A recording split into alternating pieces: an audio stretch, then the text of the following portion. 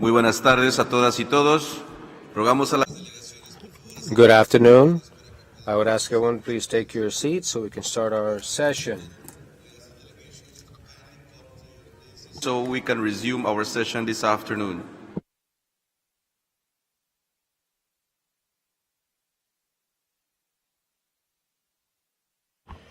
Bueno, declaro abierto.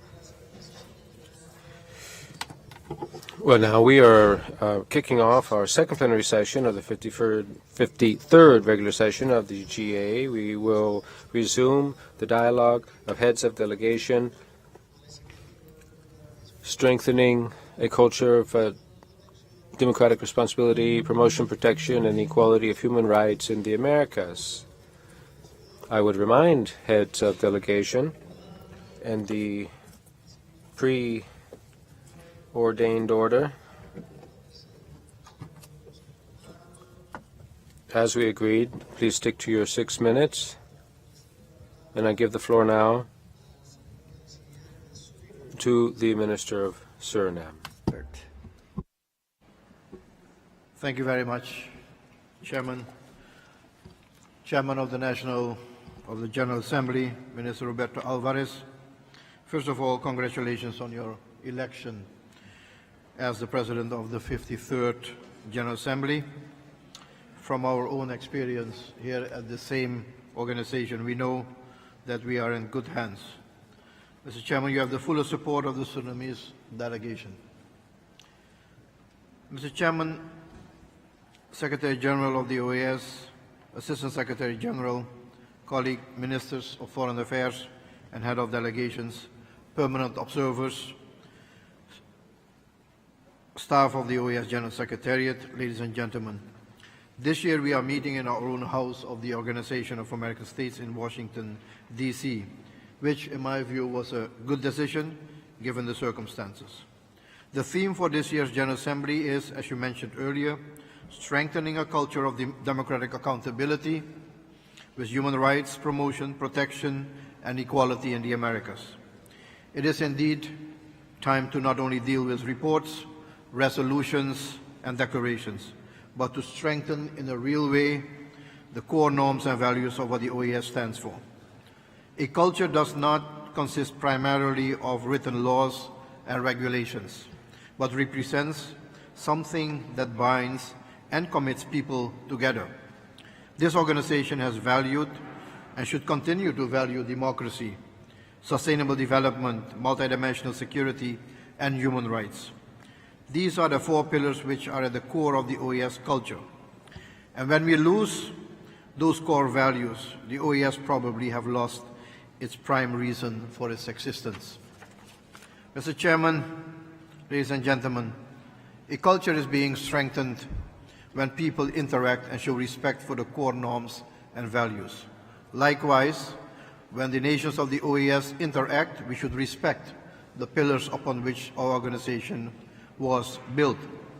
But we should also be aware that the 4 core values remain in balance and that none of them becomes a dominating one at the expense of the others. We must also commit to review how the OAS acts in concrete terms on these pillars, as the world is evolving and has changed tremendously. A strong OAS can only exist if we have a strong, effective, and efficient organization.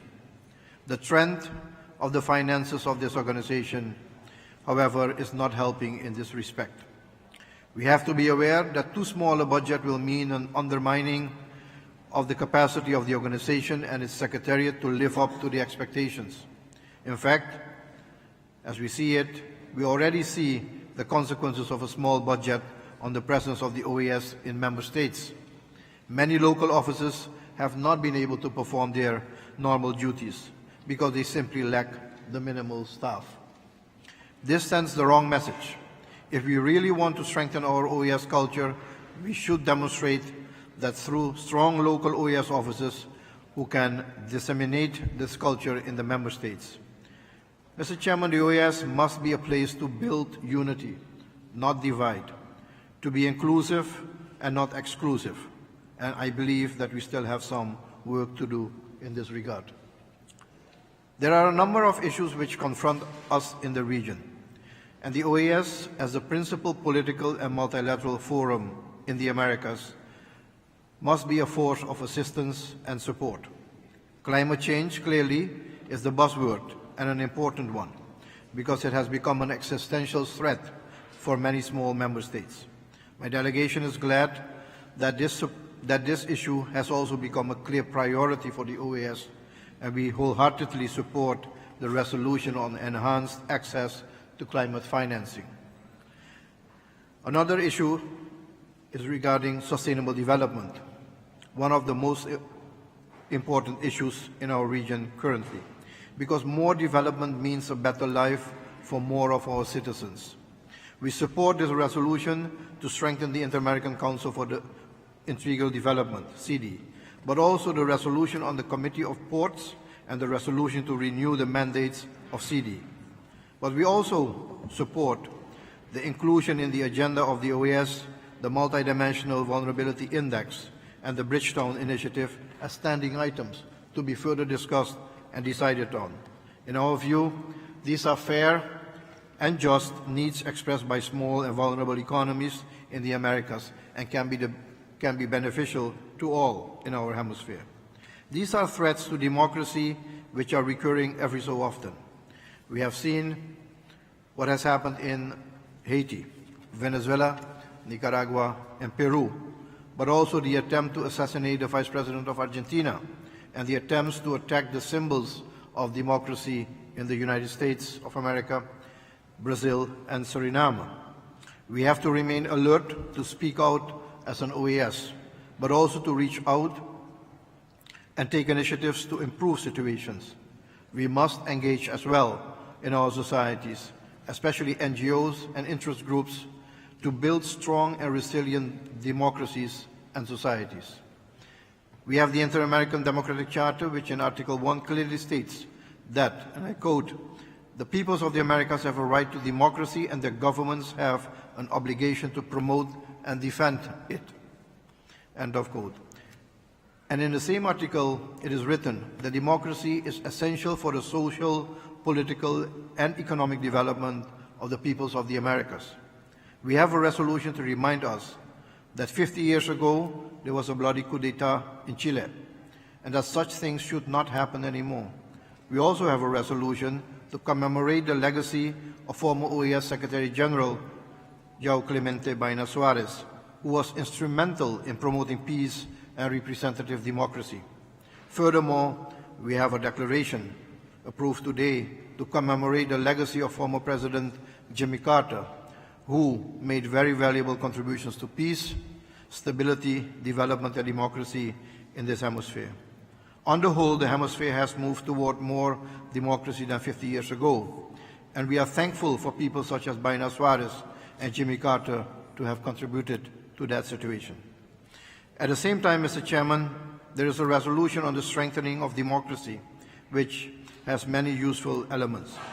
There is also a resolution about hemispheric security, which is of great importance because lack of security undermines development and democracy. Lack of security and democracy most often have a negative impact on the human rights situation in a country and as well on the economic conditions. Actually, we can see all of that in the case of our sister republic of Haiti, on which there is also a resolution which we fully endorse. My delegation is pleased that a special working group from the OAS was formed on Haiti, and we appreciate its multifaceted work. I thank our ambassadors at the OAS, especially Ambassador Philip Spencer, my own Ambassador Martin Schalkwijk, and the Ambassador of the United States, Francisco Mora, for their contribution to the work so far. This is not an easy case, but we have to support Haiti in every way we can. They have asked for this support also within the context of the Democratic Charter, and we should provide that support as soon as possible. Mr. Chairman, distinguished colleagues, we have many institutions and committees in the OAS, but which body is really watching over the state of democracy in the member states and over democratic performance? Since there is no specific body doing this job, should it not be the task for the Permanent Council to review on a regular basis the state of democracy in our region, so that as an organization we can respond and effectively provide assistance to stability and strengthening of democracy? The Organization of American States is and remains a crucial and essential multilateral actor in our hemisphere. We should not listen to the voices which want us to believe otherwise. Let us instead try to enhance the role of the Organization of American States. And in closing, Mr. Chair, heads of delegations, it is against this backdrop of thoughts on the principles and the purpose of the OAS in the Americas that it's my pleasure, in the name of President Chandrika Prasad Santokhi of the Republic of Suriname, to offer the beautiful city of Paramaribo, the capital of the Republic of Suriname, as the site of the next 54th General Assembly of the Organization of American States. Suriname offers to host in 2024 the General Assembly as one of the 3 carbon-negative countries in the world, together with Bhutan and our friends from Panama. As a highly forested, low deforested country with more than 90% forested, part of the Amazon basin, a member of the Caribbean community, and also of the South American continent, we therefore look forward to welcoming you in Suriname if you so decide to accept the offer. I thank you very much.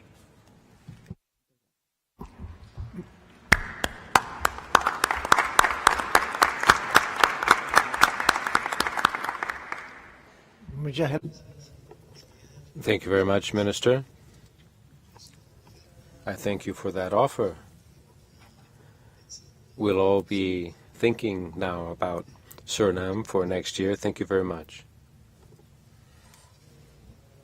Now I offer the floor to Haiti.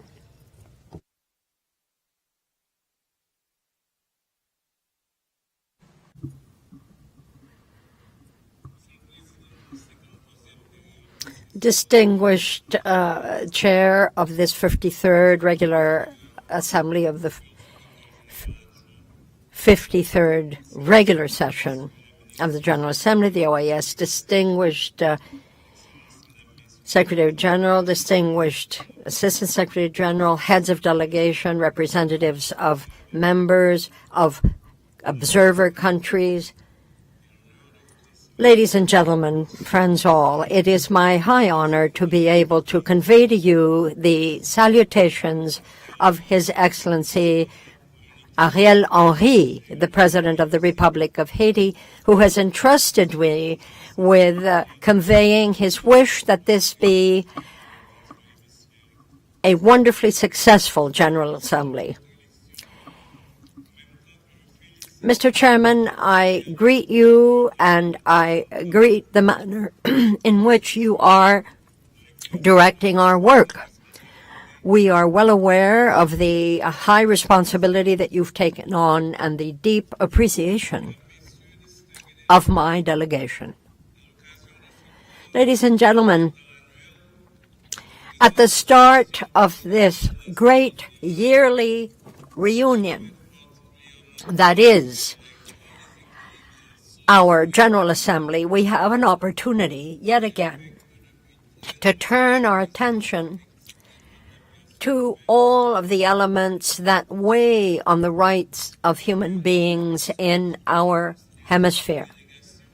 Given the issue that has been put before us to strengthen a culture of democratic respect, protection, and equality for the rights of persons in the Americas, we have, in fact, an exceptional opportunity to try to invert the tendency that so often goes the other way, where too much attention is focused on the secondary aspects that do not go as they should to the basic principles of the basic charter of the organization, of the Inter-American Convention, the Declaration of Human Rights, and the American Declaration of Human Rights. We here are able to look to see what the men and women who are the citizens of the Americas have done over the years,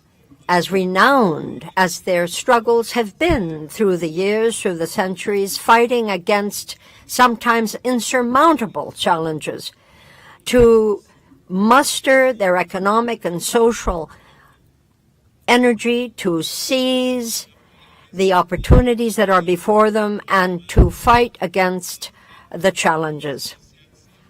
In the context of their initiatives, precisely to fight against inequalities in all their forms, we have a very clear idea of their spirit, and it is in that spirit that my delegation joins you to look at the proposals we have before us, some going, as we know, towards better promotion and full and effective participation of the minorities, of women, of minority groups, in the context of leadership and decision-making in the political economic forum. Ladies and gentlemen, distinguished delegates, I speak on behalf of the Republic of Haiti, which knows a great deal about fighting oppression, about fighting slavery, which is whence we come, which knows a lot about the emancipation of peoples and the promotion of human rights and the fight for equality for all, quite aside from their ethnic, racial, social, gender, or other differences. Our struggles are well known and are respected, and we are well familiar with them still, and we remember them, and we wish to remain a symbol of the struggle for liberty, for freedom, and for the enjoyment of the rights of man, irrespective of gender and of origin, throughout the region.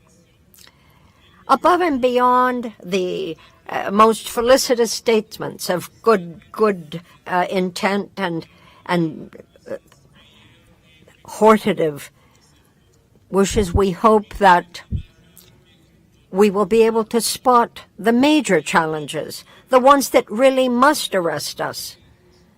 There are, of course, in that list, the tremendous catastrophes that are the result of climate change that, as we know, are ever more devastating and difficult to surmount.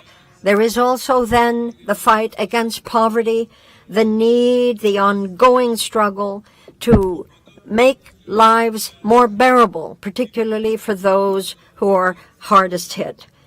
And then we have, as we do in Haiti at this moment, probably one of the worst forms of the attacks on our human rights, which is the ongoing slaughter by armed gangs that are carrying out all types of violations against our human rights that go from our access to health, to re-education, to moving around freely.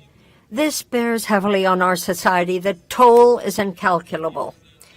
And it has meant a terrific rollback of everything we had, in fact, achieved over these last many years in the area of development and human rights. Any initiative on behalf of the promotion and protection of equality and the enjoyment of the rights of persons in my country at this point goes through necessarily the terrific challenge of fighting such an enemy.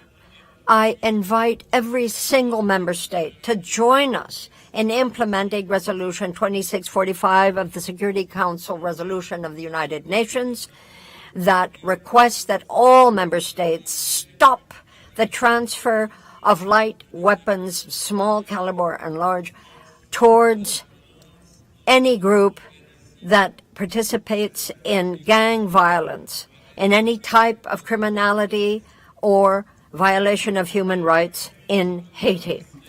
Let me at the same time remind us that the resolution that is entitled "The Security Situation in Haiti" and hemispheric continental for the preservation of democracy and the fight against food insecurity, which was adopted at the 52nd regular session of the General Assembly of the United Nations of this organization in Lima, 2002.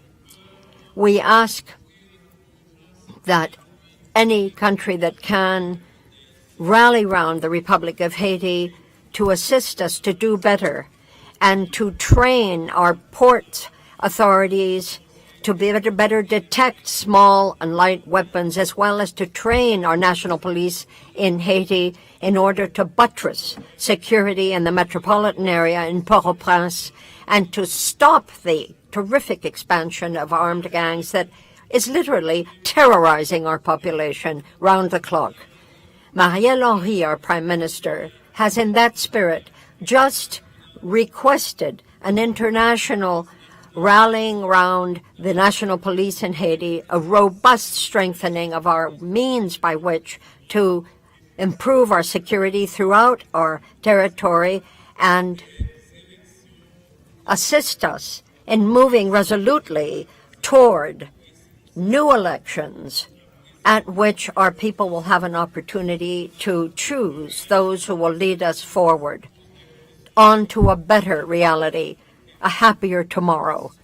But before that happens, there is much yet to be done. It's important for candidates to be able to speak up without fearing for their life, to be able to meet potential electors. For that, there must be the ability to meet without being set upon by these armed gangs that will want nothing better than to make that impossible. And so before the General Assembly here, I will say how very much our government applauds the broader consensus that has been reached for more inclusive, open dialogue in our country, calling upon all of the parties and trends in our country. I salute the efforts of CARICOM in this regard, greatly supportive of the Haitian government. You may rest assured that the people and the government of my country are particularly pleased to see a number of initiatives that we know will make a big difference as to how we move forward, the origins of the crisis, and how to overcome it. I'm thinking, for instance, of the visit last 27 February of a high-level visit from the Caribbean community that the Prime Minister of Jamaica, Honorable Andrew Holness, led to us, and the 3 days of meeting in Kingston, Jamaica, just recently. At the time of that meeting, there were interesting debates and concessions on all sides, even though more substantive negotiations, we understand, will be needed before we come down to anything that will allow us to put the pain of the Haitian people to an end and have that be within sight. We can only hope that that dialogue will be fostered and will continue and indeed bear fruit.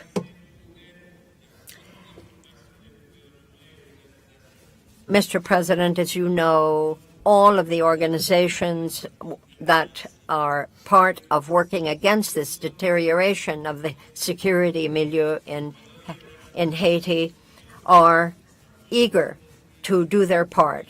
And we also trust completely in the efforts that you will deploy as quickly as possible to tap the important factions of my republic so that all together we can move forward. And I cannot, of course, bring this set of remarks to an end without expressing my deepest sympathy for the work carried out by the Working Group on Haiti, the deep reflection, the great attention that has been paid to the main planks of the situation we face has meant a lot to us, as well as pinpointed the actions that may best be taken by the government and the population of Haiti for the best of its future. And it is in that spirit that this delegation certainly welcomes and supports the draft resolution put forward by that group. Thank you for your kind attention. Muchas gracias. Thank you very much, Mr. Minister. I offer the floor to Uruguay.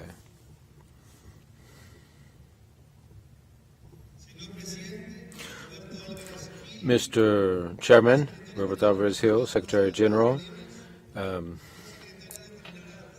Assistant Secretary General, Ministers, permanent representatives, civil society representatives, ladies and gentlemen.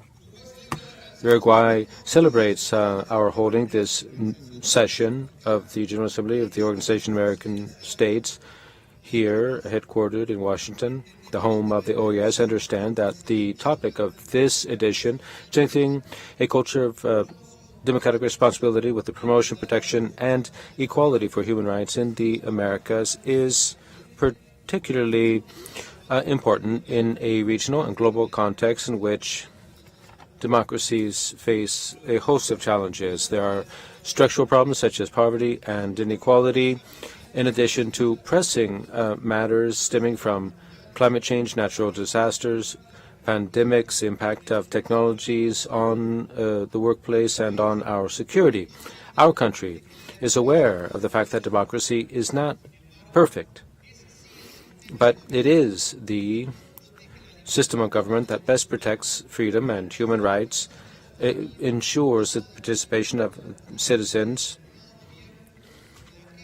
those that favor a given administration's policies and those who are opposed to those policies. Democracy reflects the very human condition, the expectations or hope of overcoming difficulties, and the right to choose and the freedom to choose. Unfortunately, regionally, we have seen some backsliding in some democracies, leading to serious crises that are ongoing in countries of the region, and other problems that spill over and undermine the stability of other countries. Let's not forget that in the current world, crises go beyond a country's borders, affecting the human rights of the population and compelling them sometimes to leave their countries forcibly. Now, 20 years after the approval of the Inter-American Democratic Charter, it's clear that the region has not yet solved some of its most pressing issues, especially in the area of human rights. Uruguay reiterates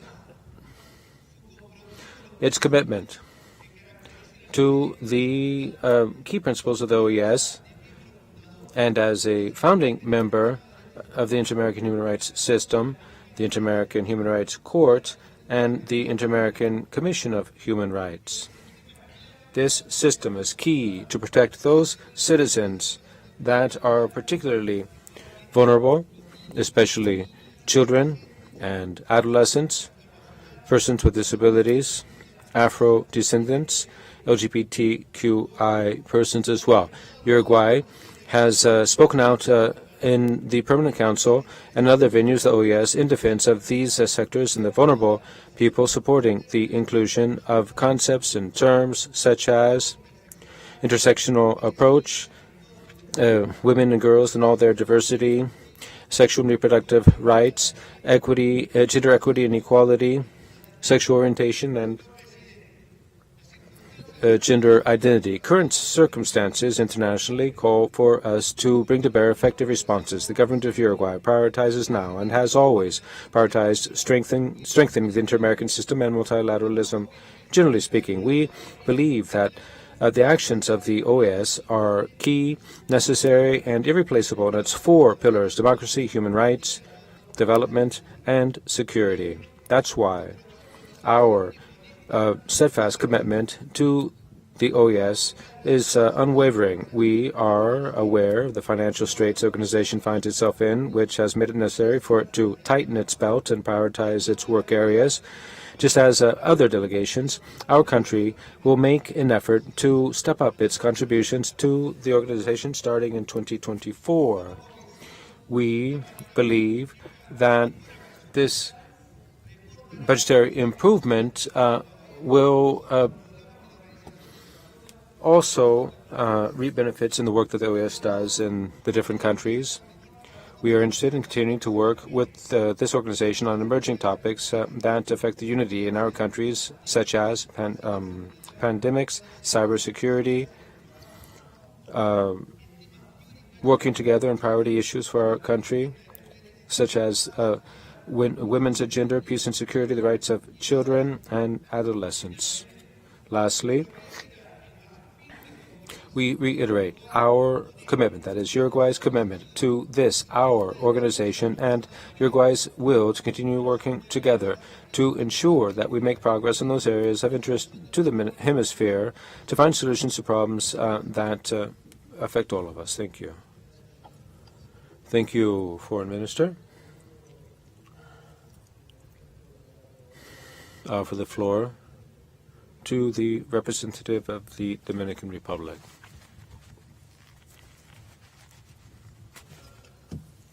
Thank you very much, Mr. Chairman. Secretary General, Assistant Secretary General. The focus of this assembly, a culture of democratic responsibility, promoting, protecting, and providing equal rights to the peoples of the Americas, reminds us of each state's duty to satisfy people's needs and defend their rights, including that there be a regional, unbreakable culture of democracy and human rights in all our region. The world is under threat with a shrinking of liberties. The number of countries that show general improvements in political rights and freedoms, and those that are experiencing the opposite, that gap is growing. Now, in the last 2 decades, there has been backsliding even in our region. This pattern invites us to reflect, and in the Dominican Republic, we believe that while authoritarian speech is very dangerous, the errors spoken by authoritarian people end up increasing threats. Now, we're not just talking about threats that are represented by pathogens, but also by ideologies. Authoritarianism is a case in point because it takes away collective rights and it multiplies individual rights. We understand that the OAS plays a key role to coordinate and draft the agenda for our discussions and decision-making through dialogue. Ever since the President of the Dominican Republic took office, our country has been steadfast in its defense of human rights and democracy. That's why this occasion is the right occasion for me to say once again how important it is for us to continue strengthening the Inter-American Democratic Charter and the Inter-American System of Human Rights. The Dominican Republic, as a founding member of the OAS, has played an active role in it since its inception and is committed to the foundational pillars of this organization. Despite some errors made in the past, this commitment to multilateralism is what enables us to aspire to a renewed organization that is more open, more flexible, and better managed. And I would express our feeling of ill ease and frustration at the inaction regarding some structural matters about which decisions need to be made that undermine this organization. The Dominican Republic has has at times stepped beyond our very possibility and risen to the occasion when called upon, and we have some concrete and structural problems that have been made worse by the polarization of ideologies and policies within countries. The OAS has a backlog of challenges, current new challenges, and future challenges on the horizon. Each member state's responsibility is very clear. We have to comply with our commitments and build on this triple agenda, systematically reviewing and revising our pillars, our internal structures and human resources to continue strengthening the inter-American system. This conversation is urgent. We welcome any proposals that have been floated over the last couple of months, and we welcome the comprehensive assessment process that will commence soon with the assistance of a number of states. The Dominican Republic is committed to supporting this exercise and to play an active role and a constructive and creative role. We will be prudent in defining our positions, and we will not become entrenched. We will together tackle these challenges, and we will shy away from polarization. We need to make a special effort to address geographic representation, have that reflected in the staff of the OAS, to make sure that all of the challenges of the region are reflected here at the headquarters of this organization. And to do that, we have to be fully aware of how important it is that there be true representation of all peoples of the Americas in this organization.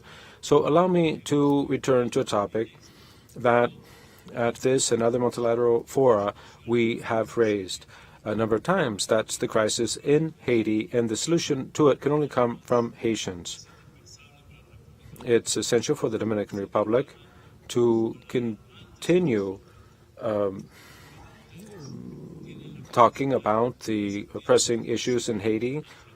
We have to help our neighbor and others too to address this multinational tragedy. We need to be committed to seeking out a solution. The humanitarian and security situation there not only affects Haiti's population, but also creates a unsustainable pressure on all of the neighboring countries. So we do appreciate the efforts put forward by member states through the working group that was created for Haiti, and some progress has been made by way of defining priorities in security, humanitarian assistance, and electoral assistance. Now, we do recognize the need to find a political consensus and one of representation within Haiti. Thank you. Muchas gracias. I thank you very much. Let me offer the floor to the distinguished representative of Antigua and Barbuda.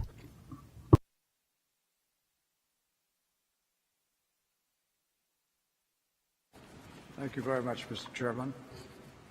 Mr. Chairman, may I first offer you my delegation's warm congratulations on your election by acclamation as chair of this General Assembly. You are, of course, no stranger to the work of this organization, having served it with distinction in many capacities. My delegation knows that the guidance of this meeting is in very safe hands. We pledge to you, sir, our full cooperation as you guide the deliberations of this meeting. Now, Mr. Chairman, at last year's General Assembly, I started my statement with 5 words. the OAS is financially broke.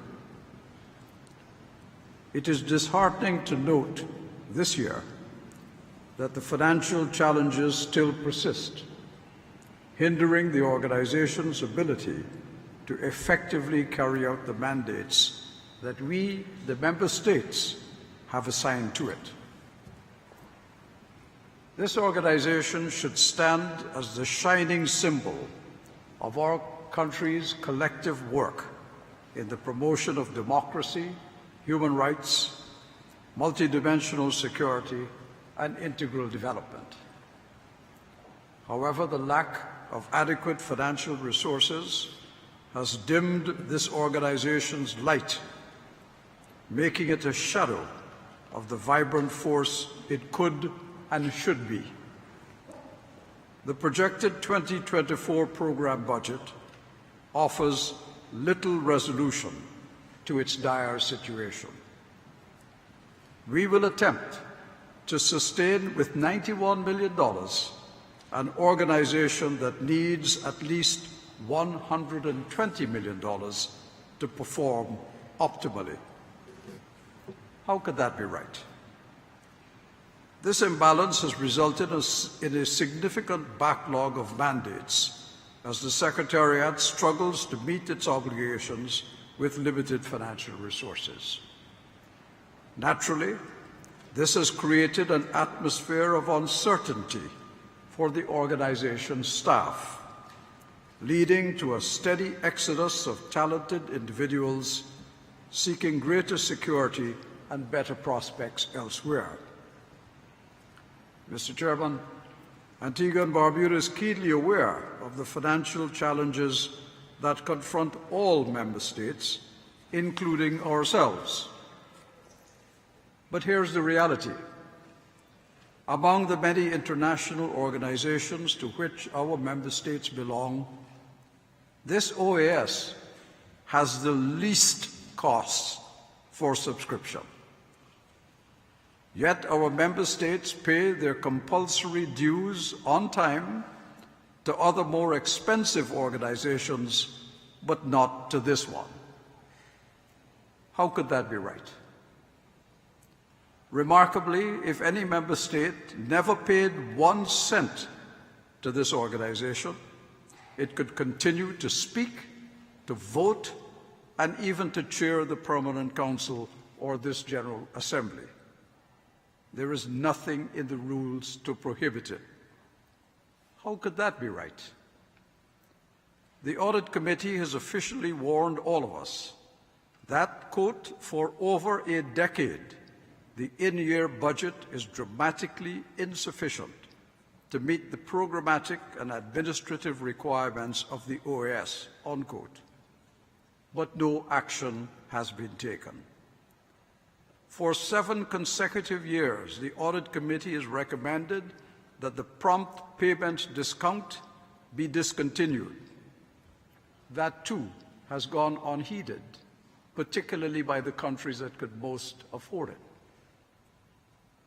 For 9 consecutive years, the Audit Committee has recommended that the Permanent Council consider penalties for non-timely payments.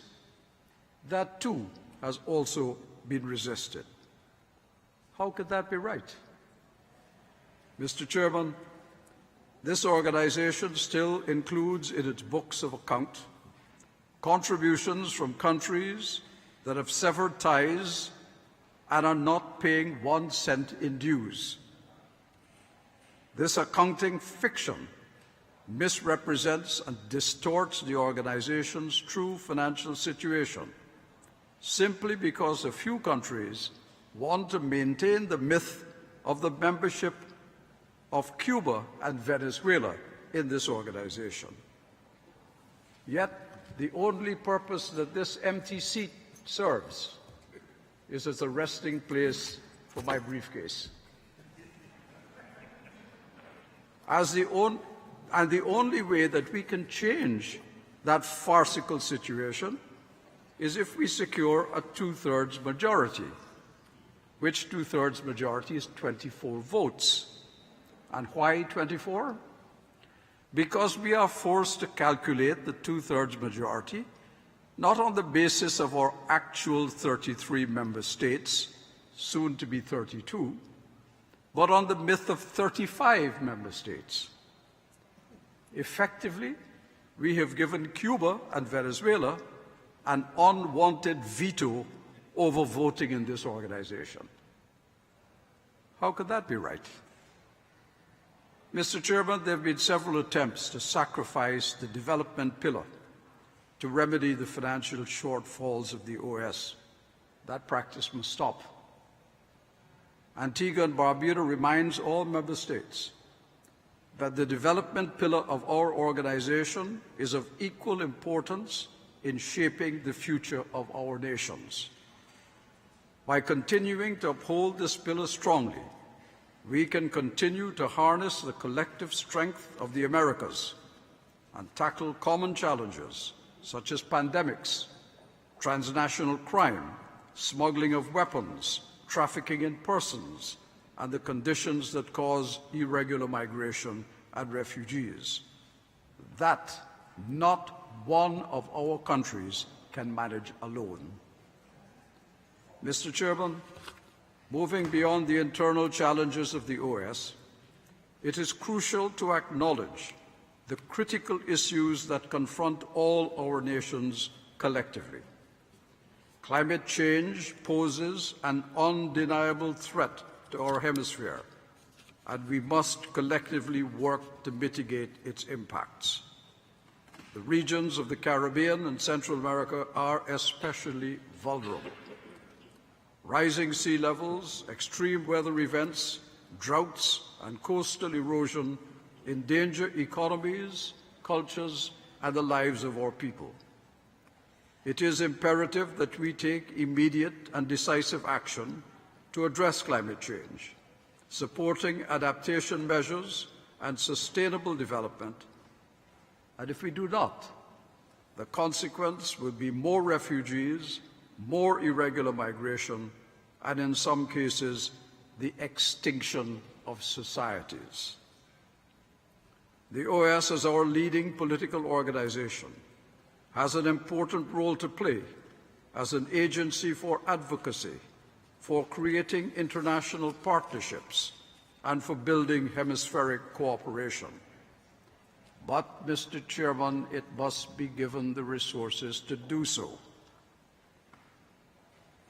The protection of human rights and freedoms must also continue to be a fundamental purpose of this organization. That is why it is right that we should send a clear message to all governments everywhere in the Americas that there is no freedom greater than human freedom, and the air within our hemisphere must always be too pure to suffer the stench of repression and oppression. It is also right that we in this organization should condemn any nation that violates the principles set out in the Charter of the United Nations and in international law by any grave acts of aggression against any other state. In the world of the bully, where might is right, it is usually the small that are the first victims. But, Mr. Chairman, they are never the last. Emboldened mostly by the silence of others, the bully extends bullying until none are spared. That is why it is right that this General Assembly should not be silent in the face of Russian aggression against Ukraine. Ukraine today, many of us could be Ukraine tomorrow. Mr. Chairman, I end by asking, if not this OAS, then what? If we believe that the OAS is relevant and necessary to address the urgent needs for justice, for peace, and for prosperity, then it is right that we, the member states, must provide the financial resources to make it valued to our peoples and valuable to all of them. Thank you very much. Muchas gracias, señor Thank you very much indeed, Sir Ronald. I'm pleased to give the floor at this time to the Foreign Minister of Paraguay. Distinguished President Roberto Alvarez of this General Assembly, distinguished ministers and heads of delegation, distinguished Secretary General Luis Almagro, distinguished Assistant Secretary General Nestor Mendez, ladies and gentlemen, let me begin by reiterating the very firm commitment of President Benitez to this organization. As we have stated repeatedly, he and his government feel that the OAS continues to be one of the most pertinent, relevant forum in which the affairs of this hemisphere are quite rightly conducted. The OAS stands for emblematic truths for the consolidation of democracies in the Americas and respect for human life. The OAS has been one of the greatest contributions to the Americas, and that is why we today have a robust regional juridical system, why we remain committed to the codification of international law in our region. And to that end, let me mention that in Asunción, we will be hosting from the 17th to the 21st of June the International Course on International Law. Americas as a zone of peace is an important emblematic motto.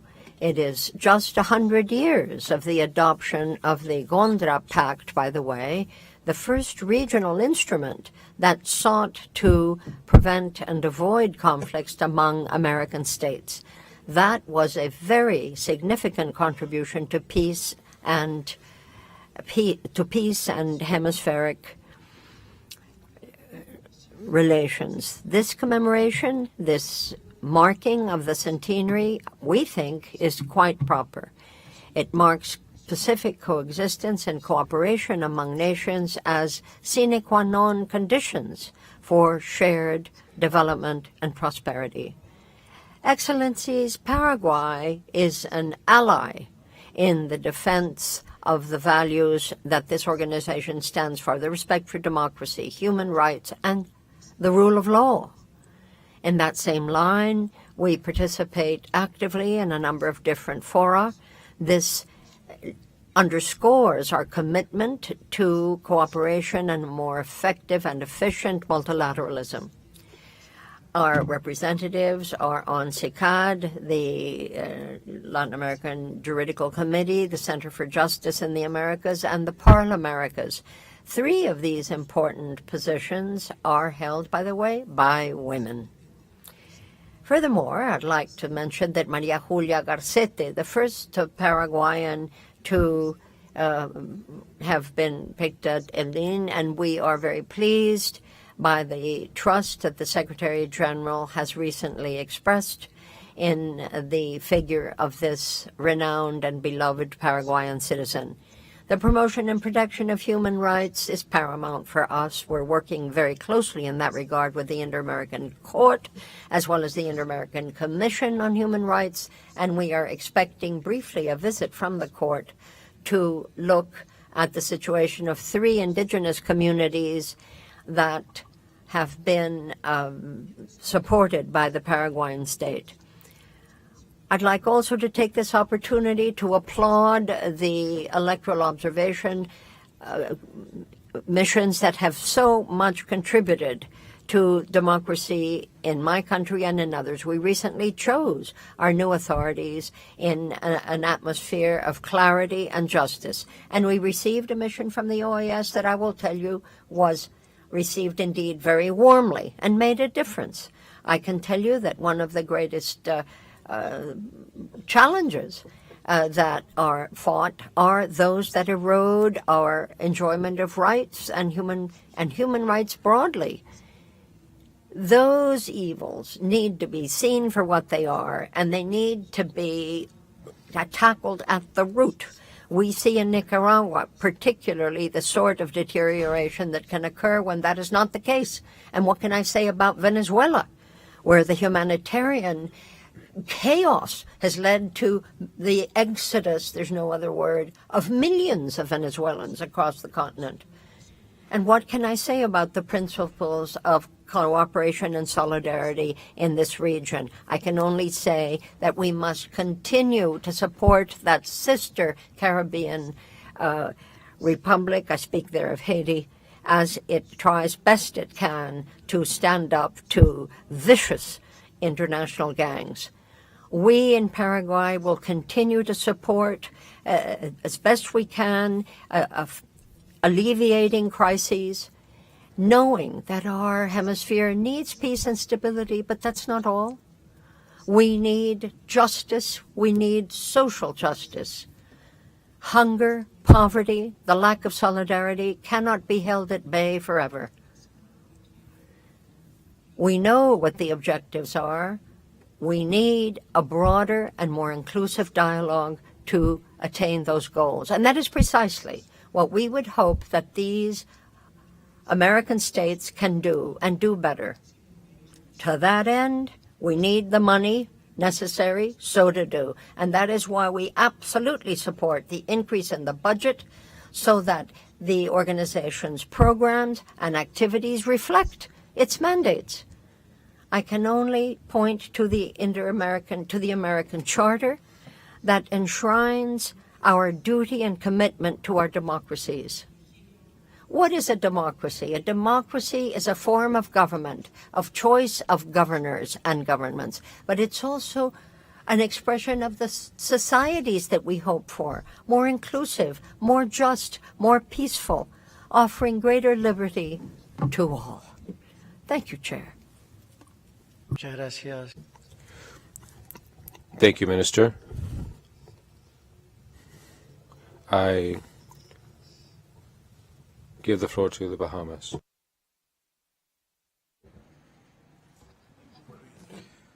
Distinguished foreign ministers, colleague heads of delegation, Secretary General Almagro, and Assistant Secretary General Mendez, ambassadors, and other diplomatic representatives. Mr. Chairman, allow me to echo the congratulatory sentiments of colleagues on your recent ascension to the chair.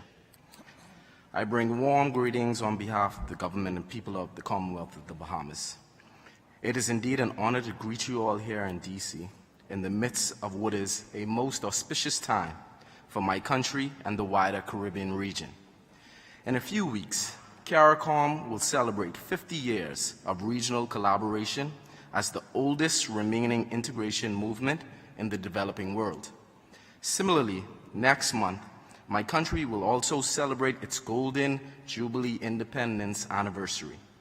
Over the past 50 years of our modern existence as a sovereign country, the Bahamas has taken many steps to build a country that, in fidelity to our national motto, continues to move forward, upward, and onward together. As a region, we know that despite the many achievements that we may celebrate, significant challenges persist. Our hemisphere remains challenged with increasing violence and inequality in the global financial arena. The prospect of democratic backsliding and increasing instances of undermining fundamental human rights signal worrying trends. This all is taking place against the backdrop of a still strained economic condition across the hemisphere due to inflation, unresolved trade dislocation as a consequence of the COVID-19 pandemic, and exogenous shocks such as the war in Ukraine. If the OAS is to remain relevant, it must lean into work that responds to the real needs of our countries and that the most pressing challenges facing our citizens. For the Bahamas, amongst the most pressing of these challenges is the fight against climate change, arresting trafficking in arms, and ramping up support for Haiti. Mr. Chair, the existential threat of climate change and the urgent actions required to address this threat tops the priorities for the Bahamas and countries within the CARICOM region. Our inactions are fueling the climate crisis. In fact, as we sit here in Washington, D.C., early in the hurricane season, climate-fueled storms are traversing our region. The Bahamas rejects the argument that climate change and perhaps development more broadly are areas of work best left for other global bodies. Arresting climate change will require an all-hands-on-deck approach. Therefore, as the premier hemispheric political forum, the OAS must do all it can to help member states better address the climate crisis. I must humbly encourage the OAS to exert the same zest and intensity that it affords to human rights and political agenda setting, and apply that thrust to those matters relative to development and climate action. In this vein, Mr. President, we invite all member states to join us in the Bahamas on October 2nd through the 4th for the convening of a climate finance in the Americas meeting and the 4th Inter-American meeting for ministers and high-level authorities on sustainable development. The Bahamas serves as ground zero for some of the worst impacts of climate change, and we are thus committed to collaborating with member states to deliver tangible commitments around strategic approaches to climate change mitigation, adaptation, climate finance, and regional collaboration. We also will be looking to facilitate dialogue with multilateral development banks and other climate finance partners to consider pathways to unlock climate finance in the Americas and deliver greater access, affordability, and adequacy with respect to climate finance. We join those endorsing the tenets of the Bridgetown Initiative and call on the OAS to lend its weight to global advocacy for the necessary reforms within the development of a financing architectural framework to better support the sustainable development of member states. Mr. Chairman, while our hemisphere currently grapples with violence, it is certainly not due to our people being inherently violent or lawless. It is because of our broader structural and exogenous factors and hemispheric flows around trafficking in drugs, people, and guns. The majority of violent crimes carried out in our jurisdiction are perpetuated by those with firearms. The Bahamas and countries in the CARICOM region do not manufacture these arms. However, weapons of war find their ways to our shore and continue to flood our streets. This is why it is imperative that our countries, the OAS, and other regional partners, particularly source manufacturing countries, recommit to the pursuit of a comprehensive and coordinated approach to enhance intelligence sharing and joint operations and training exercises. We must continue strengthening regional and hemispheric legal frameworks governing firearms, trafficking in persons, in order to address the complex challenges. Mr. Chairman, the situation in Haiti is dire. Nowhere in the hemisphere is the security situation more precarious at the moment than that within our sister country of Haiti. The Bahamas and CARICOM have committed to taking a leading galvanizing role of bringing together multilateral support for addressing the tragic situation of gang violence and related insecurity in Haiti. We must do more. More must be done to bring stability to the streets of Haiti and relieve the dire situation facing our brothers and sisters. This relief must include capacity building for local forces, technical assistance, strengthening of the apparatus of the state and governance framework, and a targeted development programming. We underscore that the Haitian people must always lead these interventions, and their views and concerns must be incorporated and reflected in any initiatives to address the problems facing their country. The Bahamas therefore commends the laudable efforts of the OAS Working Group on Haiti.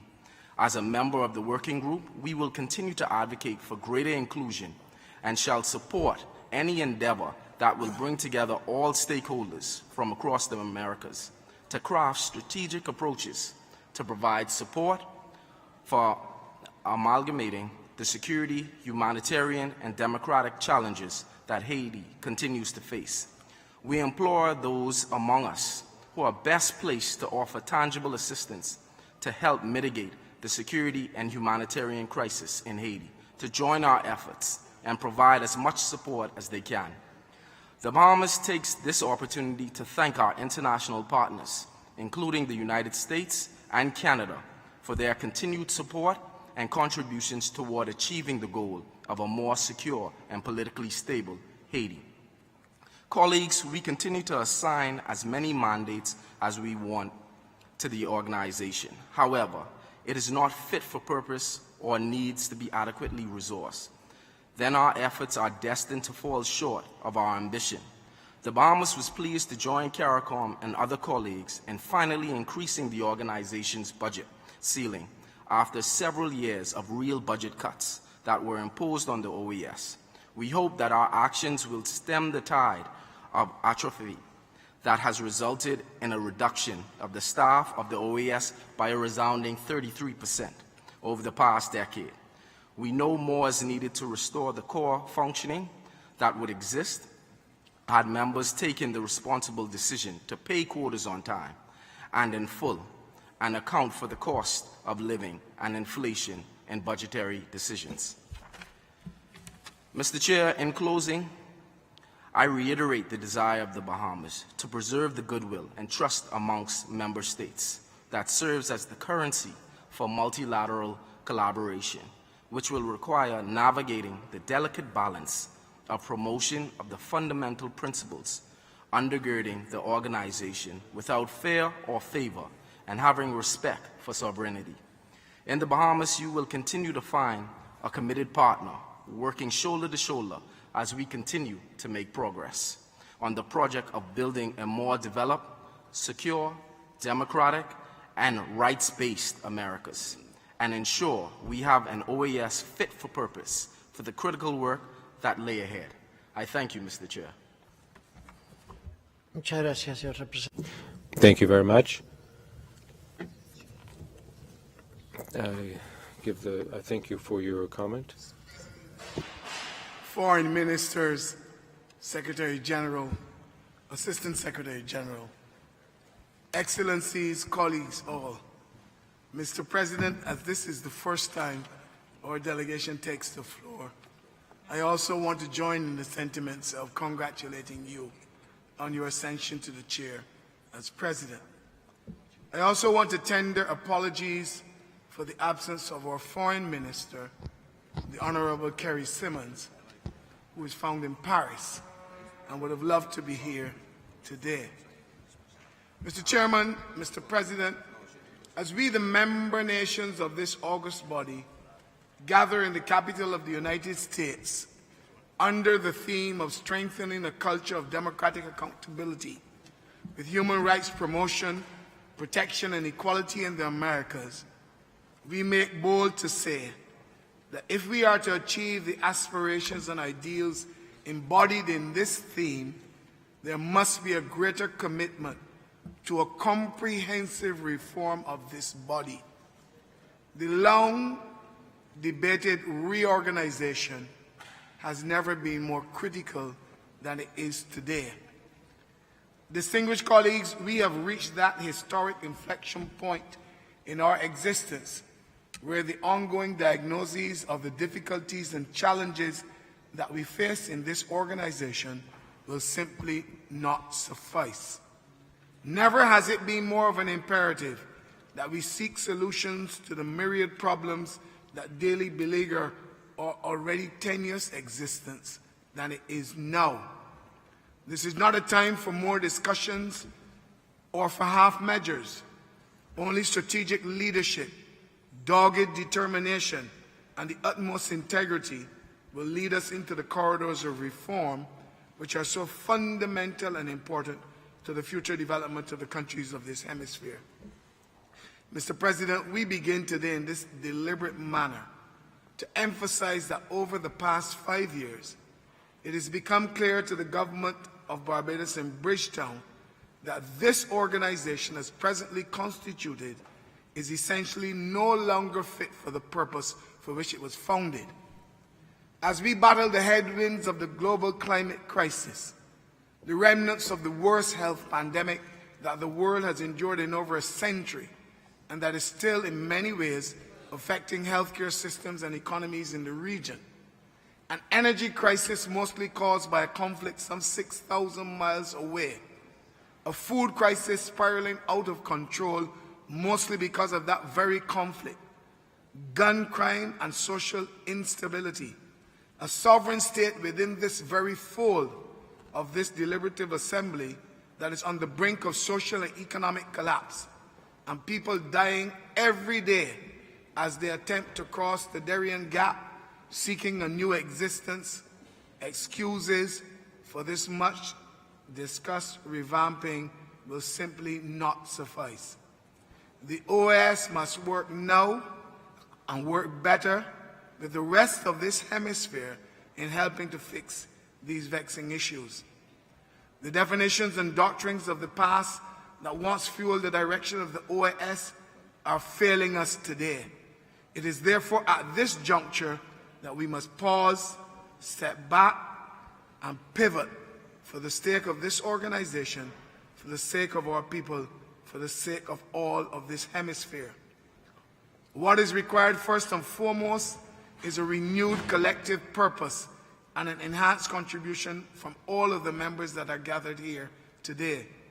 The OAS must become that beacon of leadership that sets us apart from other multilateral organizations, a body that acknowledges our strategic interdependence, respects our differences, values our collective contribution to the development of the organization thus far, and that incorporates more the genius of our women, our young people, and our indigenous populations in a novel approach to the practice of multilateralism.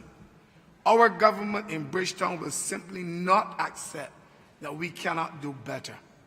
We must convince every member of the OAS to pay less attention to their own existence and prosperity and more to the common good of the citizens of this hemisphere. This pivot, sir, is not as costly as you think. The alternative is unfathomable and frightening. The members of CARICOM truly value this organization. When we approach matters of the OAS, we team with emotion and passion. Your chat boxes couldn't even begin to understand these sentiments. The CARICOM community understands clearly that the peace and security of the region must form the platform on which we construct this new direction. These are also two of the most critical development variables necessary for the achievement of the full socioeconomic development status that we desire for all of our member states. We regard highly the tenets of peace and security as the foundation for increased investment and trade, to foment overall social stability, and to guarantee economic growth. In this regard, it is critical that the charter of the OAS, which has not been amended in 30 years, be substantially altered to bring the organization into the modern era. This organization is the only hemispheric body that provides equal voice and vote to small developing countries. The OAS gives us a platform of equality to discuss matters with larger, more developed states, and in particular with 2 members of the G7 group of nations and 5 members of the G20. In this deliberative assembly, we, the smaller nations, are arguably the conscience of this body. Our power is based primarily on the rule of international law, not size or might. This moral voice of reason benefits us all. The OAS as a multilateral agency also takes on a whole new level of importance as we battle the many crises that we cited earlier. The climate fight may, of course, be the greatest war in which we are engaged. Financing the fight, our most difficult battle. Access to capital to transform our countries and to broker our continued development was difficult to access even before the COVID-19 pandemic. Our region is home to some of the most indebted countries in the world, and between the global pandemic and the more charged climate fight, that situation has become greatly exacerbated. Through it all, we have not even mentioned our approach to managing the Sustainable Development Goals. It is for this very reason that the Bridgetown Initiative for creating greater access to climate financing is so critical for all climate vulnerable states in this hemisphere. This initiative is not only crucial to us thriving, but to our very survival. It is for this purpose that a resolution titled "Towards Enhanced Access to Climate Finance" is on the agenda of this year's Assembly. The resolution captures the main elements of the Bridgetown Initiative for all the world and goes beyond. The Bridgetown Initiative seeks to capture some basic actions that must be undertaken to improve global access to climate finance for all climate vulnerable states. There must be an immediate action for liquidity support for small climate vulnerable states. There must be a restoration of debt sustainability in the short term and support for countries in restructuring their debt with long-term, low interest rates. The international financial institutions must increase their flows from all sources to support investment in the SDGs. There must be a mobilization of more than $1.5 million per year in private sector capital in the green transformation. And we must continue to evolve the IFIs to ensure that they're equipped to support the 2030 agenda, making them more representative, equitable, and inclusive. This is our moment, our time to make that decisive difference, and this organization is one of the platforms on which we must do so. 32 active members committed to the greater cause of socioeconomic development for our people, convinced that democracy and human rights can only be achieved in an upgraded environment of integral development and security. Our every action must reflect the same, and this is the time to prove it. The work of the OAS must reflect the most important needs of its constituents. John Wooden, the famed U.S. basketball coach, once stated, "The true test of a man or woman's character is what he or she does when no one is watching." When we leave this assembly when no one is watching, when all the nice speeches are over, and when you return to your missions and your capitals, we're asking you to do the right thing. Reform the Organization of American States. Even if you believe that this is a political organization, the political ends that we seek can best be achieved in a novel environment that encompasses paying more critical attention to socioeconomic development. Give us a new charter that emphasizes more the pillars of integral development and security. In that way, we can take the steps to ensuring that democracy and human rights are truly achieved. Human rights are not simply grounded in the expressions of fair and free elections every 4 or 5 years. I will close with this, sir. Women's rights are human rights. Appropriate food and nutrition is a human right. Access to adequate health care is a human right. A sound education is a human right. Proper housing and shelter is a human right. These development principles are the ones that ground democracy. There can be no true democracy or human rights in the absence of a commitment to basic socioeconomic development. A new charter of the OAS is what is needed. A new charter of the OAS must reflect the same. I'm obliged to you, sir. Thank you. Muchas gracias. Thank you very much. I offer the floor now to the representative of St. Kitts and Nevis. Mr. President, distinguished ministers of foreign affairs and heads of delegation, representatives of permanent and observer states of the Organization of American States, Secretary General Almagro, Assistant Secretary General Mendez, staff of the General Secretariat.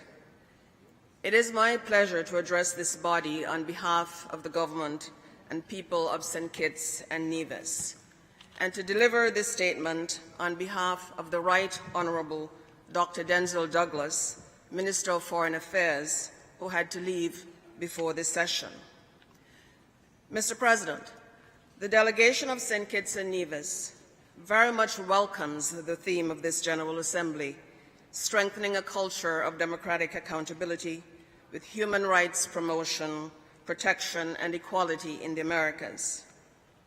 We believe that democracy, rule of law, and the promotion of equality are foundational values that inform the work of this august hemispheric body. And the OAS must be commended for its commitment to championing these issues in the Americas over time, and for playing a pivotal role in supporting democratic accountability and in advocating for the protection of human rights. This delegation is pleased to share that the government of St. Kitts and Nevis continues to promote good governance and accountability. This year alone, the government passed into law 3 important bills: the Anti-Corruption Bill of 2023, Integrity in Public Life Amendment Bill 2023, and the Freedom of Information Amendment Bill. The swift passage of these new acts, with unanimous support in the Parliament, is a testament to the government's commitment to strengthening democratic accountability and transparency as it works to create a better country for all citizens and residents to enjoy. Mr. President, the peace, prosperity, and stability of our countries cannot be taken for granted. In our shared regional space, with asymmetrical capacities and varying needs, the concerns of any member state should nevertheless concern us all. It is therefore incumbent upon us to demonstrate steadfast commitment and to work with a unity of purpose to support each other through moments of challenge, whether this be in the Caribbean, in Latin America, or in North America. In this regard, the government of St. Kitts and Nevis wishes to place on record its support for the ongoing work being conducted by the OAS Working Group on Haiti, CARICOM's Eminent Persons Group, and most importantly, Haitians themselves. St. Kitts and Nevis is of the view that in an era characterized by polycrises, a focus on good governance, security, and rule of law, by definition, must also include a commitment to sustainable and inclusive development.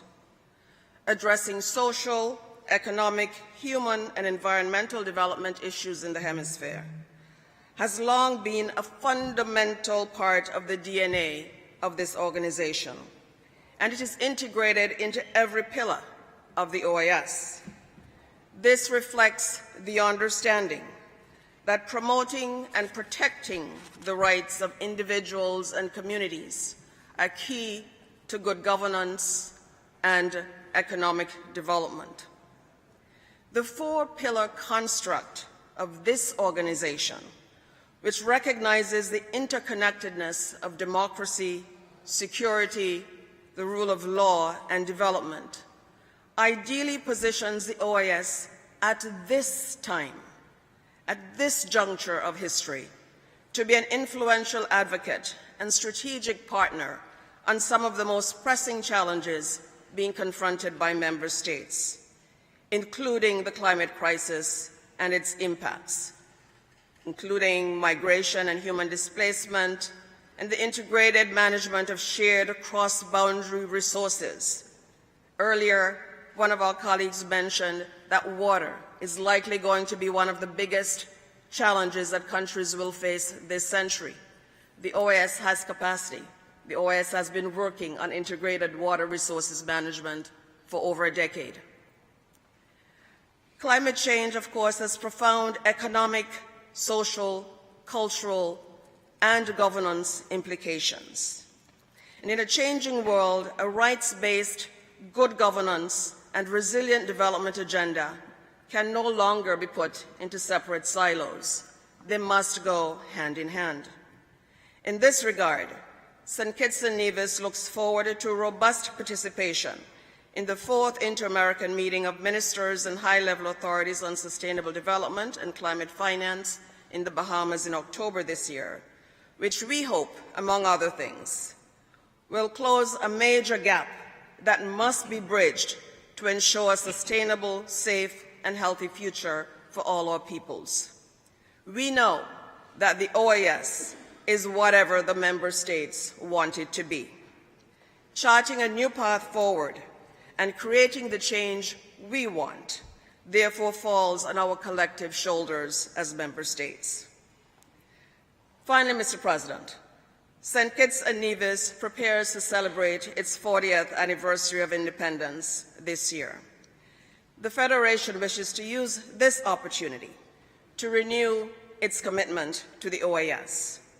We recognize the invaluable role that the organization has played and continues to play in supporting the vibrant growth and development of our young nation through technical assistance, capacity building, and cooperation programs, as well as electoral observer missions that have been instrumental in building trust in electoral processes. St. Kitts and Nevis understands the small but mighty philosophy. The OAS is a relatively small international organization, but yet its impact is widespread and profound. When adequately resourced, it is better positioned to respond to the challenges in the hemisphere. St. Kitts and Nevis therefore encourages member states and the General Secretariat to continue to work together to improve the organization's financial health and to support institutional strengthening so that the organization, an OAS that was built by our countries, can continue to deliver on the promise of the 1948 Charter and any amendments that may come, so that this organization, the OAS, can continue to serve the peoples of the Americas for current and future generations. Thank you. Muchas gracias, embajadora. Thank you very much indeed, Ambassador. And now I'm pleased to give the floor to the representative of Bolivia.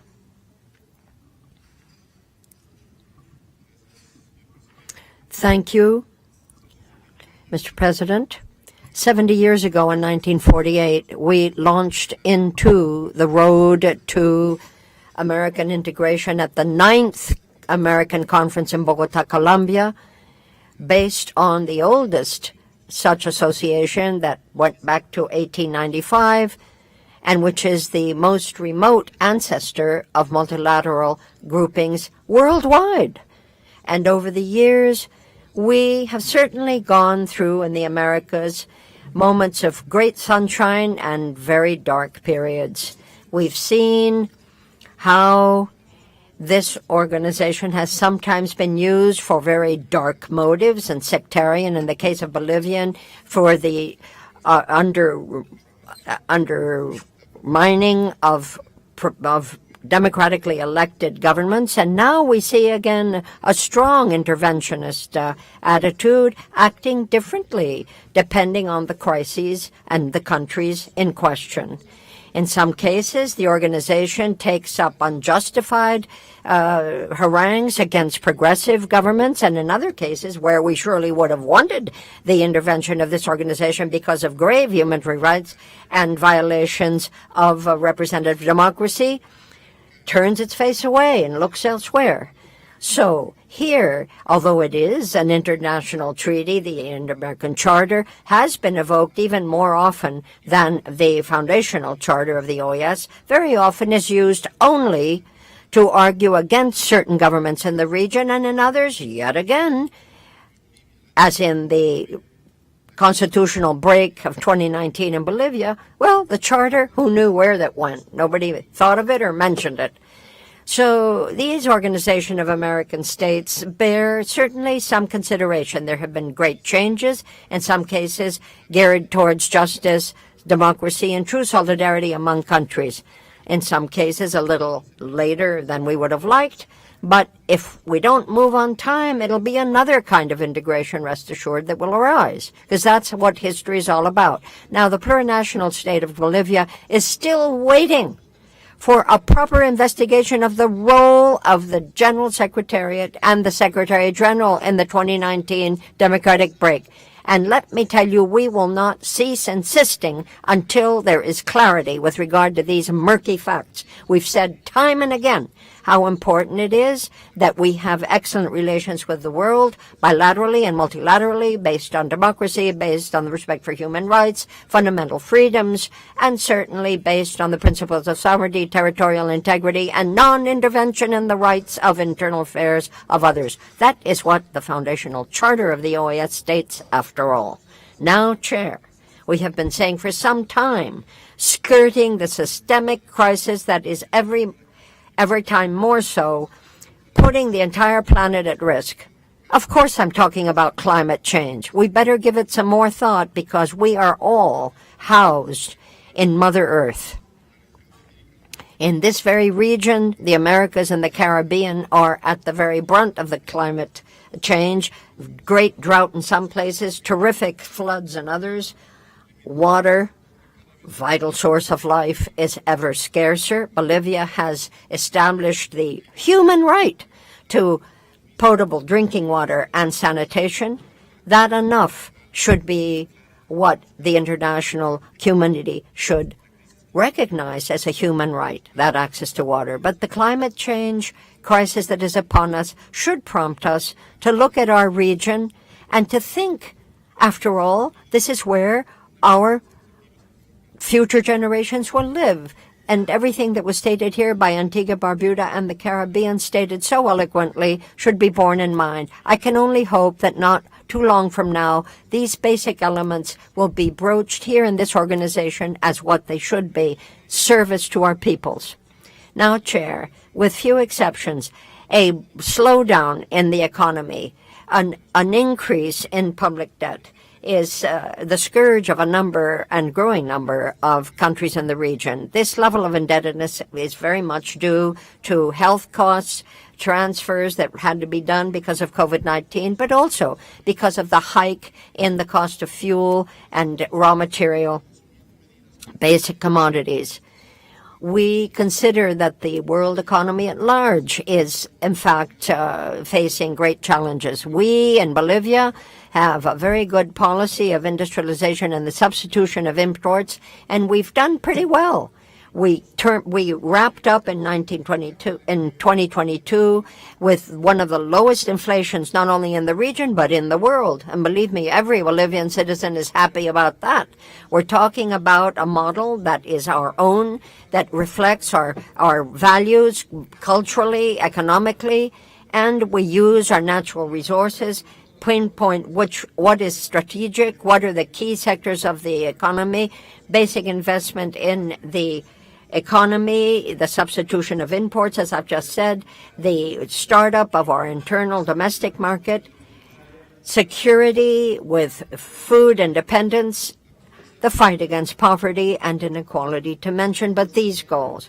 Under our model, we have sought to jumpstart our reserves in lithium, and that is how we think right through the productive change we will benefit. And those benefits, we are absolutely determined, will be shared equally among the entire spectrum of the Bolivian people. We had been in deep crisis, not only because of COVID-19, but because of the inaction of the de facto government at the time, which had been hanging in there for 60 years and doing precious little and misusing income with high levels of unemployment and increasing inequality. Today, it's a different dawn. We have, as of November of 2020, the restoration of economic and social community and productive model and a substitution from the grave crisis that brought us COVID-19. Bolivia has come back to democracy, human rights, institutionality, and above all, economic growth with justice and social equality for all. Bolivia does consider with great concern acts that run against the democracy of our countries in Latin America and the Caribbean, particularly the hate speech that is becoming more and more current. Institutional order, the rule of law, and the participation and promotion of human rights need to be kept front and center.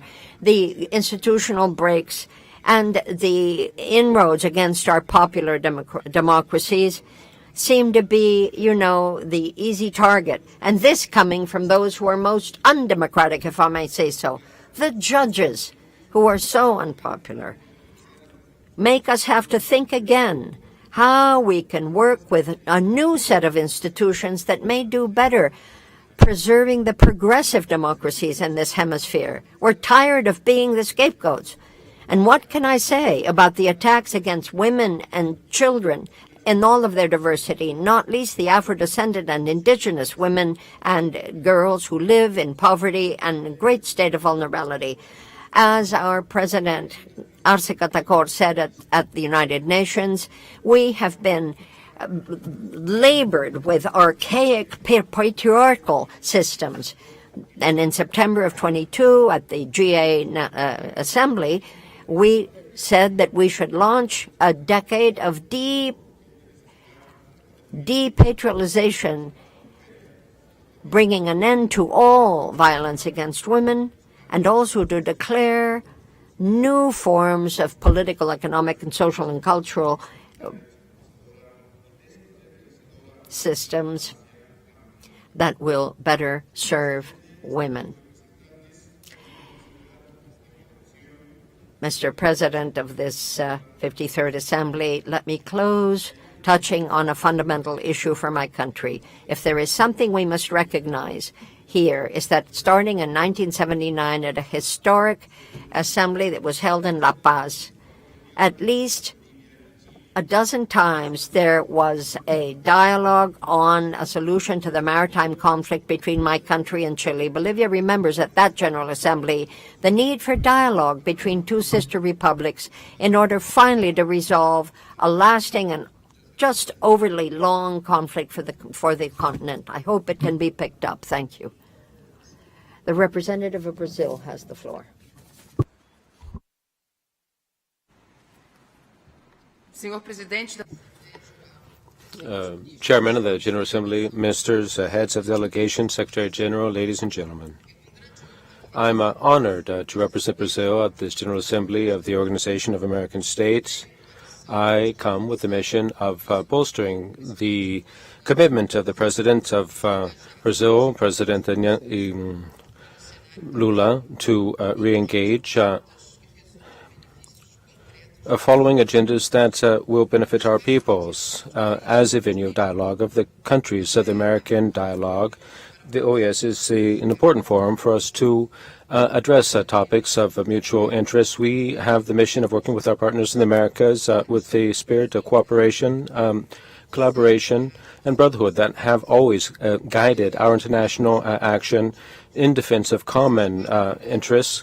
And the four pillars of action of the OAS enables it to play an important role to build fairer and more inclusive societies regarding human rights. I would underscore the renewed commitment that Brazil has to the inter-American human rights system and its institutions.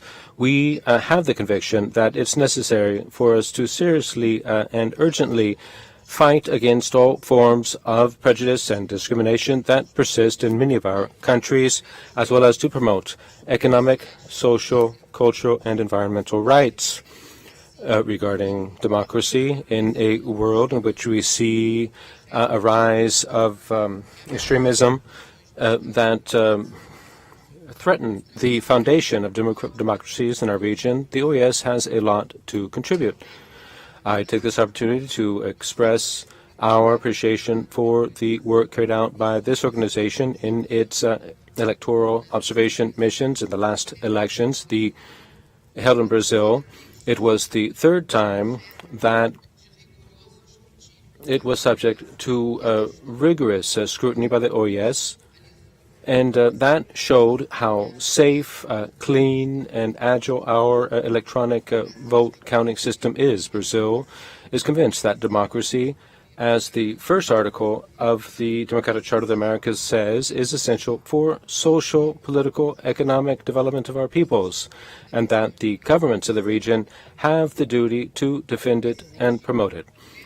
The motto chosen for this assembly could not be better. We agree with the understanding that a truly democratic environment can only be possible with broad and unrestricted, unfettered respect for human rights.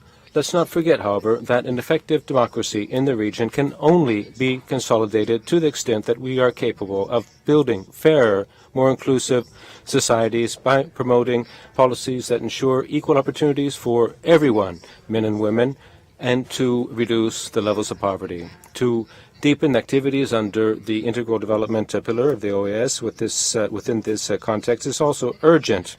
We would be hard-pressed to have full democracy if hunger, social exclusion, poverty continue to be a scourge in among our population. And with the persistence of inequality, we can't talk about the true protection and promotion of human rights when millions or thousands of citizens of the Americas don't have access to the basic needs of life. To revitalize the activities of the integral development pillar of the OAS, under which we have the debates that can help us to fight these scourges together, will be the Brazilian government's priority. In this organization, we call upon all member states to join Brazil in this undertaking. We need to turn our look toward the Inter-American Council of Integral Development. We need to endow this body with, give it top billing so that it can assist in development, economic growth now. In that spirit, we also think it's essential that Brazil make use of its expertise to support initiatives to fight violence in other countries, based on the understanding that individuals should be at the center of all of the activities of the organization, including under security. And this GA gives us the opportunity to renew our belief in democracy, in multilateralism, in dialogue, cooperation, and respect for international law as the best path toward addressing all of the topics on our global and regional agenda. I would like to prevail upon everyone to reflect on how to promote our organization as a place for constructive and collaborative dialogue among the countries of the region, respecting sovereignty and the independence of states, regardless of the political, economic, and social systems that each country has, as called for by the Charter of the OAS. When a country of the region chooses to not go along with the OAS work, to collaborate with the OAS work, we all lose. We lose that opportunity of dialogue, to reconcile and to seek out solutions. This forum cannot become an organization of only some states of the Americas. It behooves all of us to make sure that no one be excluded, no one be left behind in the international arena or in our region. That's why Brazil has resumed its participation in regional integration processes in South America as in Latin America and the Caribbean overall, because we believe that when we speak together, we're more powerful. So this principle should also apply to the OAS.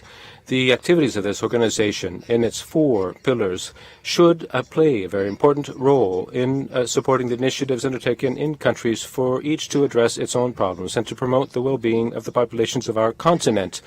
To this effect, we need to recover the sense of American solidarity and the good neighbor policy working together. The matter of Haiti, perhaps, is the most emblematic need for us to act urgently with one single voice. This is an unprecedented humanitarian and security tragedy that is of concern to all of us. As everyone knows, Brazil was present at the most dramatic moments of Haiti's history to help this sister country through different instruments of technical and humanitarian instruments. In keeping with that tradition and that commitment, Brazil has taken part actively in talks about the situation in Haiti in this organization. We understand that the situation in Haiti, above all, calls for a decisive activity on the part of the international community to help the development of that country and to support the strengthening of its institutions. It's also necessary for us to act on different aspects of assisting the government of Haiti in security, humanitarian matters, food security, policy building. We understand that the people of Haiti are the ones that should generate initiatives to normalize the security situation and to reestablish democratic normalcy. Brazil will continue to stand by Haiti, supporting the political systems the political concerns. We believe that the best strategy to promote changes and protect rights is engagement and not political isolation. You can always count on Brazil to help the OAS to work toward common objectives of promoting regional cooperation. Thank you very much. Muchas gracias, embajadora. I thank Ambassador. I offer the floor to the Peruvian Minister. Thank you very much. Chairman of the General Assembly, ladies and gentlemen, ministers of foreign relations of the countries of the hemisphere, Secretary General of the OAS, Assistant Secretary General, ladies and gentlemen, heads of delegation of the American states and permanent observers. Ladies and gentlemen, representatives of the international organizations, ladies and gentlemen, representatives of the organizations of civil society, ladies and gentlemen. Last October in Lima, Peru was honored to host the 52nd General Assembly of these American states. That was a memorable event at a time when we reached consensus as to our fight against inequality and discrimination and what we needed to do to promote societies that are ever more egalitarian and prosperous and based on the rights of all. In that same vein, with those same spirits and the values of the Inter-American system, we come here in order to speak to the strengthening of a culture of democratic responsibility with promotion, protection, and equality of human rights in the Americas. This dovetails very nicely with the agreements that we reached in Lima as regards the fight against inequality and discrimination. Now, Chair, the charter of this Inter-American organization has, in fact, offered us a perfect high note, and Peru maintains the spirit with which that Inter-American Charter was crafted in my country. We speak for the strengthening of democracy throughout the hemisphere. We do, however, note that it appears still to be necessary that we do more, that we do better to strengthening the mechanisms by which we can implement that charter. We take note of the fact that valuable proposals can come forward among the many that have, that speak to the Inter-American Charter and how it might be revamped practically from the moment that it was couched for the first time. We have just recently heard a very fruitful change of ideas, and including Guyana, Canada, and the United States. Peru feels, as a result of all of this brainstorming, that we've got to do more of it. It isn't over yet.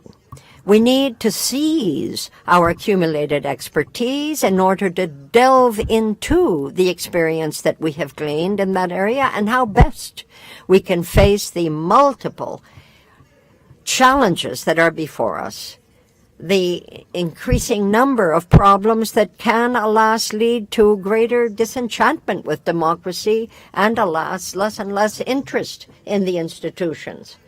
We have to avoid backsliding. We've got to do better in the face of authoritarian speech. And unfortunately, we're hearing ever more of it in the four corners of this hemisphere. Now, the Charter has had, and still has, we believe, enormous potential for the promotion and protection of democracy because of the treatment that it sets forth must be the rule throughout the hemisphere. The preparatory work that led us to adopt it more than 2 decades ago was, as anyone can guess, of the highest caliber. It was agreed then that the Inter-American Democratic Charter stands for a magnificent contribution to inter-American international development. That is what was set forth clearly in its very preamble. And I can only mention here what Celso Lasso of Brazil and Oparte of Uruguay said at the time. The Charter is, therefore, juridically speaking, of enormous value. And that needs to be remembered, not least as regards the defense that it makes of the legitimate exercise of power by democratic governments. The Charter speaks of this in various different points of its most central issues. Any questioning of legitimate exercise of power of a government that has been legitimately established in the four corners of democracy, as is the case today in Peru,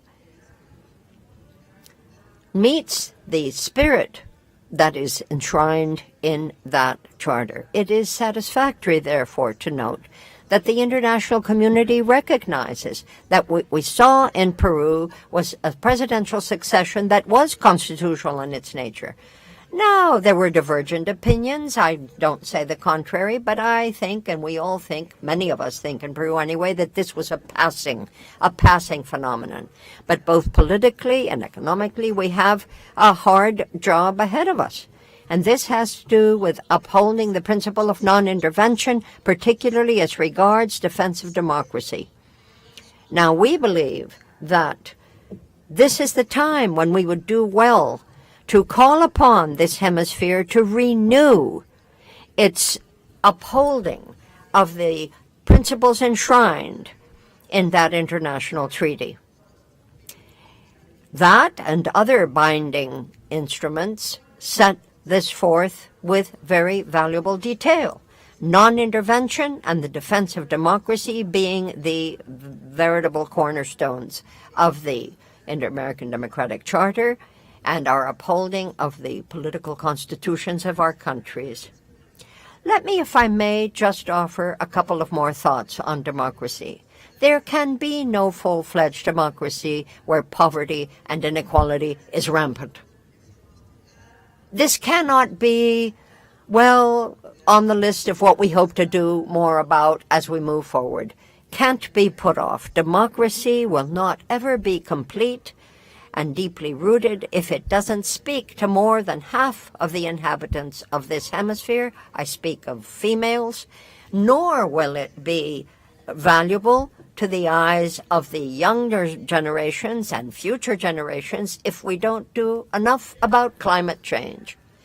I must, however, underscore another aspect that I think is transcendental with regard to the Inter-American Charter. It has to do with the very essence of democracy. If we really care about democracy, if we want it to survive, we need to do more about sowing the seeds of democracy amongst our youngsters.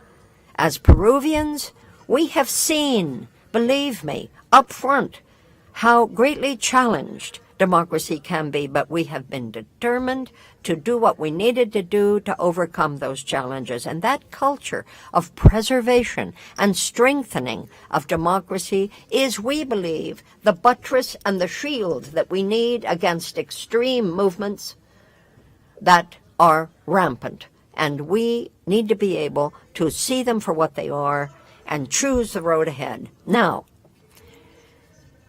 Peru, as every other country in the world and in this hemisphere, has its own problems, its own challenges. Many of them are quite old, structural even.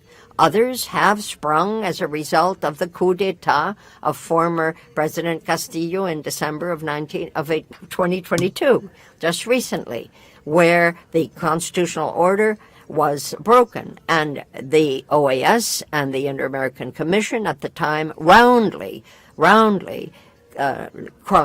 spoke up against that. But how did this happen? That's what I'm talking about. On the one hand, quite frankly, there was the boiling over of impatience of too many people who were sick to death with the inactivity of the powers that were. On the other hand, there was vandalism and out-and-out violence who attempted against the rule of law and attacks against our society at large, 33 million of us. Now, the Inter-American Charter on Human Rights states, and the report that was drawn up by the Commission said that there were a number of elements that needed to be greatly investigated. We disagree respectfully with some of those conclusions. On the other hand, we do note with satisfaction the conclusion that the report of the Commission also points out with regard to the presidential assessment that was made at the time of the coup, which the Parliament frustrated. We agree that the facts need to be looked at more carefully, and believe me, the competent judicial authorities that are properly established constitutionally and legally should be the ones to do it. That is what any rule of law should be able to do in a democracy worthy of the name. Now, What happened later during the social protests has been looked at by the Office of the United Nations in Peru. More than 300 investigations have been carried out in various courtrooms in the context. The President and the Minister of Council of Ministers have stated before our legal authorities that the investigation into the events has been completed, and the families that were most affected, the state has agreed, are due support, particularly for the civilian and police dead that occurred, and others who are very, very gravely ill as a result of those violent manifestations. Now, the demonstrations. But following these investigations that have been impartial and carried out by competent authorities, we feel satisfied that we have done the due diligence necessary. But we will continue to maintain an intercultural focus for human rights, which is being established and respected throughout the country. There are more than 500 groups on dialogue and ongoing conversations here. Now, we do have our difference with the way that the Commission carried out its study and made it public on the social media and in press communiques, because we feel that the message was reductionist and failed to take into account the very complex nature of the situation, nor the communiques that we were careful to hand on in due time, in proper time. There has to be respect and there has to be good faith on both sides, and Peru has always acted in that spirit. I also want to be very clear and unequivocal in saying that Peru has always valued the supremely important work of the Human Rights Commission, and I here commit publicly our ongoing support for the Inter-American system of human rights. Doesn't mean it's perfect. I think we can all work to improve it as everything else, but let us be non-confrontational and open in the way in which we engage. I must, however, speak to human rights in my country, referring, as we all have done here, to the indivisible and comprehensive nature of our human rights system. We are firmly committed, ladies and gentlemen, to an agenda that will seek to narrow the gap between the socioeconomic differences in our country, especially amongst the most vulnerable, not only from the standpoint of the stimulus that we can give our economy, but also with regard to health, with regard to education, not least the question of citizen security. We can only trust that the enormous investment that we call Compuche Peru, that's the program that covers it all, where more than $2.5 million will have been spent, will soon bear fruit and will be appreciated by all the citizens in my country. At the beginning of my statement, Chair, I very briefly stated that it's important that democracies focus on the promotion and protection of economic, social, and environmental rights, so that comprehensive, integral development, as it is called, might be within reach. That is the spirit in which we participate in the work of the OAS. Always, we hope, in a pro-positive and open manner.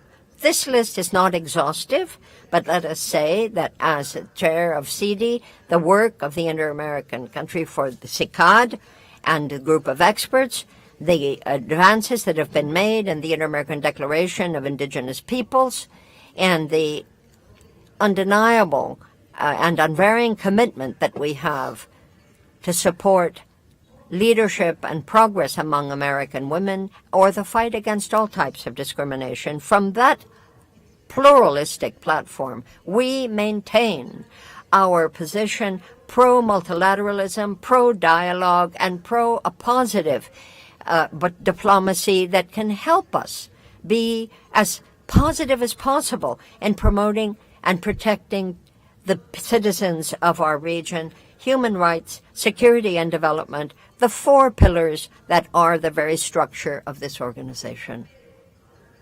We will uphold a tradition that goes back to the very beginnings of our republic, when in Lima, the Amphictyonic Congress of Panama was convened centuries ago. We stated our belief in these principles, as we still do now, as we do for the success of this assembly. Thank you. Thank you very much. You give the floor to the Chilean Foreign Minister. Mr. Chairman, ministers and distinguished authorities, Secretary General, Assistant Secretary General, ladies and gentlemen, ambassadors, representatives of member states and permanent observers of the OAS. I would like to start by expressing thanks on behalf of the government of Chile and the President Gabriel Boric, the Secretary General, for organizing this 53rd General Assembly of the OAS. It's an honor for me to take part this year in this GA along with other ministers of foreign relations of the hemisphere and to head up Chile's delegation. Now, the topic that brings us together is strengthening a culture of democratic responsibility with the promotion, protection of and equal access to rights in the Americas.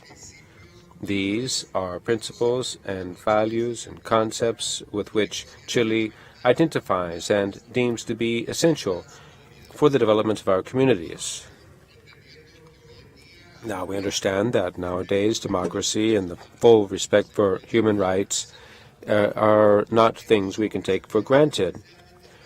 This is especially true in my country when we commemorate the 50 years since the coup that overthrew the constitutionally elected democratic government of President Salvador Allende, which ushered in 17 years in which there was no respect for freedoms and people's rights. That's why promoting and defending human rights and democracy internationally is very dear to us. In light of that, the Chilean delegation has submitted at this General Assembly a draft resolution in which we propose to make of this occasion an opportunity for us to come together in defense of these fundamental values.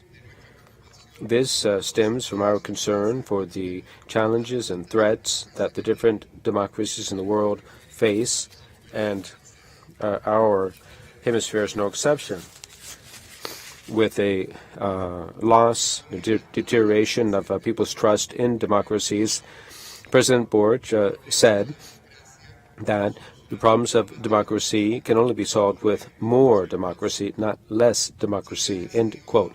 Chile decided to move forward and to emerge from its political social crisis that we went through in 2019. This was a process that was difficult after an initial proposal of a new constitution was rejected by the Chilean people last September. At the beginning of this month, a new constitutional council is drafting a new social contract, a draft of that social contract. This is a body that is democratically elected with the representation of the original peoples as well, will be evaluated or assessed by in a plebiscite next December, strengthening multilateralism, regional integration, as well as cooperation and solidarity internationally are key aspects for us to address common challenges that all of our countries face. That is the goal we should move toward, to revitalize OAS, to galvanize it, to build bridges among all of the member states, promoting political dialogues without exclusions, enabling us to address complex crises of governance based on mutual respect in our condition of sovereign states. Our culture dialogue is consistent with a decisive action to protect and promote human rights within and outside our borders. This commitment takes on concrete form as we co-chair with Canada the working group on Nicaragua. We condemn human rights violations and limiting political and civil rights, which represents one of the most acute regional crises. Something else of hemispheric interest that we are particularly troubled by is the migratory crisis. One of the big challenges in the American continent is dealing with migration, and this is something that needs to be addressed together from a multilateral perspective, with broad participation of countries of origin, transit, and destination, based on the principle of shared responsibility and regional solidarity. We should seek to ensure that we have safe, orderly, and regular migration that upholds the rights of migrants and of the communities that welcome them. That's why we need to seek out broad bodies for coordination to curtail transnational criminal networks that are tied to smuggling and trafficking in people, as well as drug trafficking. We are working in Chile with a number of member states precisely on that. We have promoted, along with the government of Colombia, a declaration on child migrants. There will be a parallel event on that topic called Child Migrants and Refugees in the Americas. Our international action is rooted in the conviction that we can achieve a more egalitarian world, promoting the rights of women and children, and that they who represent today's societies, rooted in a human rights focus and the promotion of the principle of equality and non-discrimination between men, women, and diverse groups. That has been a core part of our state policy. And this is something that we have consolidated of late with the presentation of Chile's feminist foreign policy. This commitment to gender policies can also be seen in the vice chair of SIM, the Inter-American Commission of Women, among other multilateral bodies, also in the fact that Chile has offered to preside over and to host in 2024 the next meeting of States Party to the follow-up mechanism of the Inter-American Convention to prevent, punish, and eradicate violence against women, known as the Belém do Pará Convention. If that proposal is approved by this organization, the 9th meeting of the States Party will be held next June in our capital, in which we will celebrate the 30 years of the adoption, since the adoption of that convention, Belém do Pará. I would also stress that the Inter-American Commission of Women, together with the NGO Vital Voices Global Partnership and the support of our country, have organized a parallel or side event to this GA to present the main results of its work to promote feminine or women's leadership, highlighting female or women leaders that have led the charge in gender matters in the region. Another commitment to cross-cutting matters in human rights is the candidacy of Dr. Lidia Casas y Serra that was submitted by the government of Chile to sit on the Inter-American Commission of Human Rights for the period 2024 to 2027.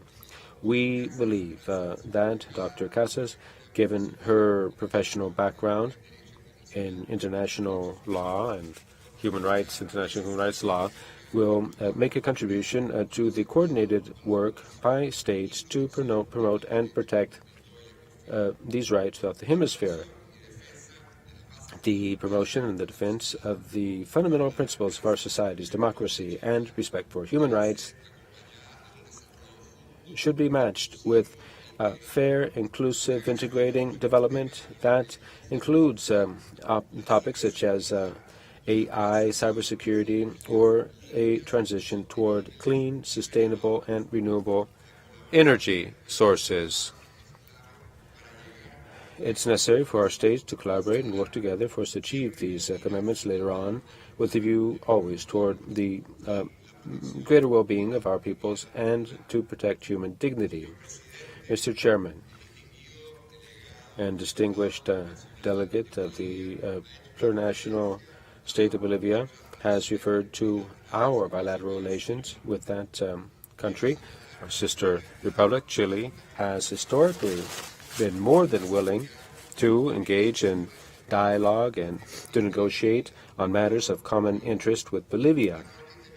The International Court of Justice, in handing down its ruling on the 1st of October of 2018, clearly established that there is no legal obligation to negotiate Bolivia's access to the sea, sovereign access to the sea. In April of 2021, Bolivia and Chile agreed to hold their political dialogue that considers implementing a roadmap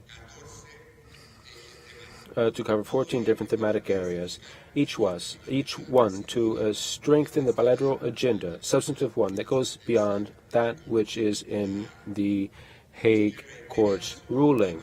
Chile reiterates its willingness to intensify its relationship with Bolivia in full respect of the treaties in force in order to strengthen the trust between us and to cooperate and complement each other in this bilateral friendship. Thank you very much. Thank you, Minister. The representative of Colombia has the floor. Your Excellencies, distinguished delegates, ladies and gentlemen, allow me to begin my remarks with a very warm greeting that the Chancellor, the Minister of Colombia, Alvaro Leyra, could not give himself, inasmuch as he's meeting with the President Gustavo Petro at the International Financial Pact in Paris. But there's a golden thread through the darkest hours, and for me, an Afro-descendant, it is a particular privilege to be here representing my country, Colombia, at this 53rd General Assembly of the Organization of American States at a moment that is historic, we believe, for our peoples and for humanity at large. Why do I say that? Because our contemporary world imposes on all of us, is this not true, a recognition of the crisis that is climatic, economic, political, you name it, multidimensional crisis that is absolutely pushing us to recognize the inexorable need to revamp and rethink a lot of our premises. We must do better to promote and protect human rights and life itself as a result of that. It is with that vision that Colombia has begun to insist that while the Inter-American democratic system that was conceived in the Pact of San Jose, the Compact of San Jose, and the Charter of the OAS and the Inter-American Charter are indeed, democratic charter, are the very basis of our negotiations in this hemisphere. These instruments must still recognize the new challenges that our populations confront. The ongoing enrichment of liberal democracies is an issue that we all need to consider, and what Colombia wishes is for us to look at this in its broadest context and with renewed efforts. We must think new. We must pick better and more appropriate priorities: gender equality, social rights, the rights of the working people, the rights of Afro-descendants, male and female, of indigenous peoples, male and female, to enjoy their autonomy, their ancestral rights, so that we can indeed dream of a contemporary world that does better protecting life and our future. Ladies and gentlemen, the climate change risks wiping us out altogether. Let's say it like it is. We've got to do better. We have to reduce the greenhouse gases. We have to adapt better. by reducing and mitigating the risks that are upon us. So what Colombia would like to do is to invite us to rethink. Let's look again at our economic and social productive systems. We've got to manage to get rid of those greenhouse gases and think of new ways to move forward, respecting nature, respecting wildlife, all life on this planet. Everybody has the right to breathe and to live. Our communities, our economies, our wisdom must be tapped as a way of making a better effort in respecting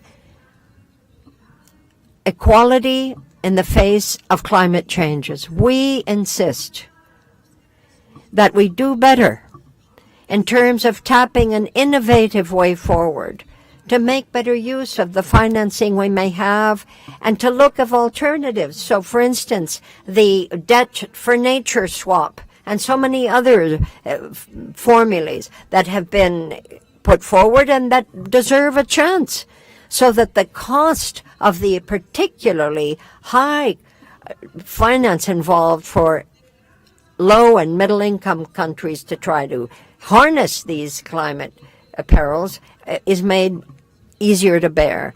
We have brought this before the Inter-American Court of Human Rights through our government and Chile, and we have demonstrated there the interest that our countries have on tapping approaches that will better recognize the climate dangers and human rights.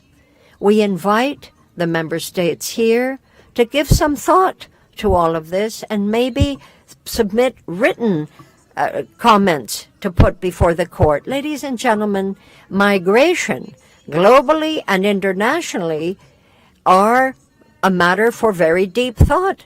We better look again. We have shared responsibility. We, the countries of origin, of transit, and of destination, all have our role to play. And so we need to promote and protect the rights of our boys, girls, and adolescents, those who will one day come after us. We're not going to be here forever, nor will they. The planet, we hope, will survive in a better context. And Colombia and Chile put forward these thoughts because we feel that it is critical that we do more for our children, for the displaced. And we need to understand that there is an insoluble link between humanitarian assistance and peace. Can't split the two. There has to be a migration that is orderly and secure, and that is why with Mexico we have launched into a very rich regional dialogue to try to do better and coming up with innovative ways forward that will make the difference and allow us to tap strategic and institutional ways to alleviate the very pressing need that is felt in that domain. Now, with a view to finding our way toward an inter-American system that will better adapt to these terrific challenges and goals that are global in nature, and certainly those of every one of us, we think it's important to take another look at the parameters of the values we share from a rights-based approach. Here in the context of our American states, we need to keep thinking through this together. There can be no way any one of us goes it alone. And the role of the various bodies of the OAS have an enormous contribution to make for the promotion and protection of human rights, amongst others.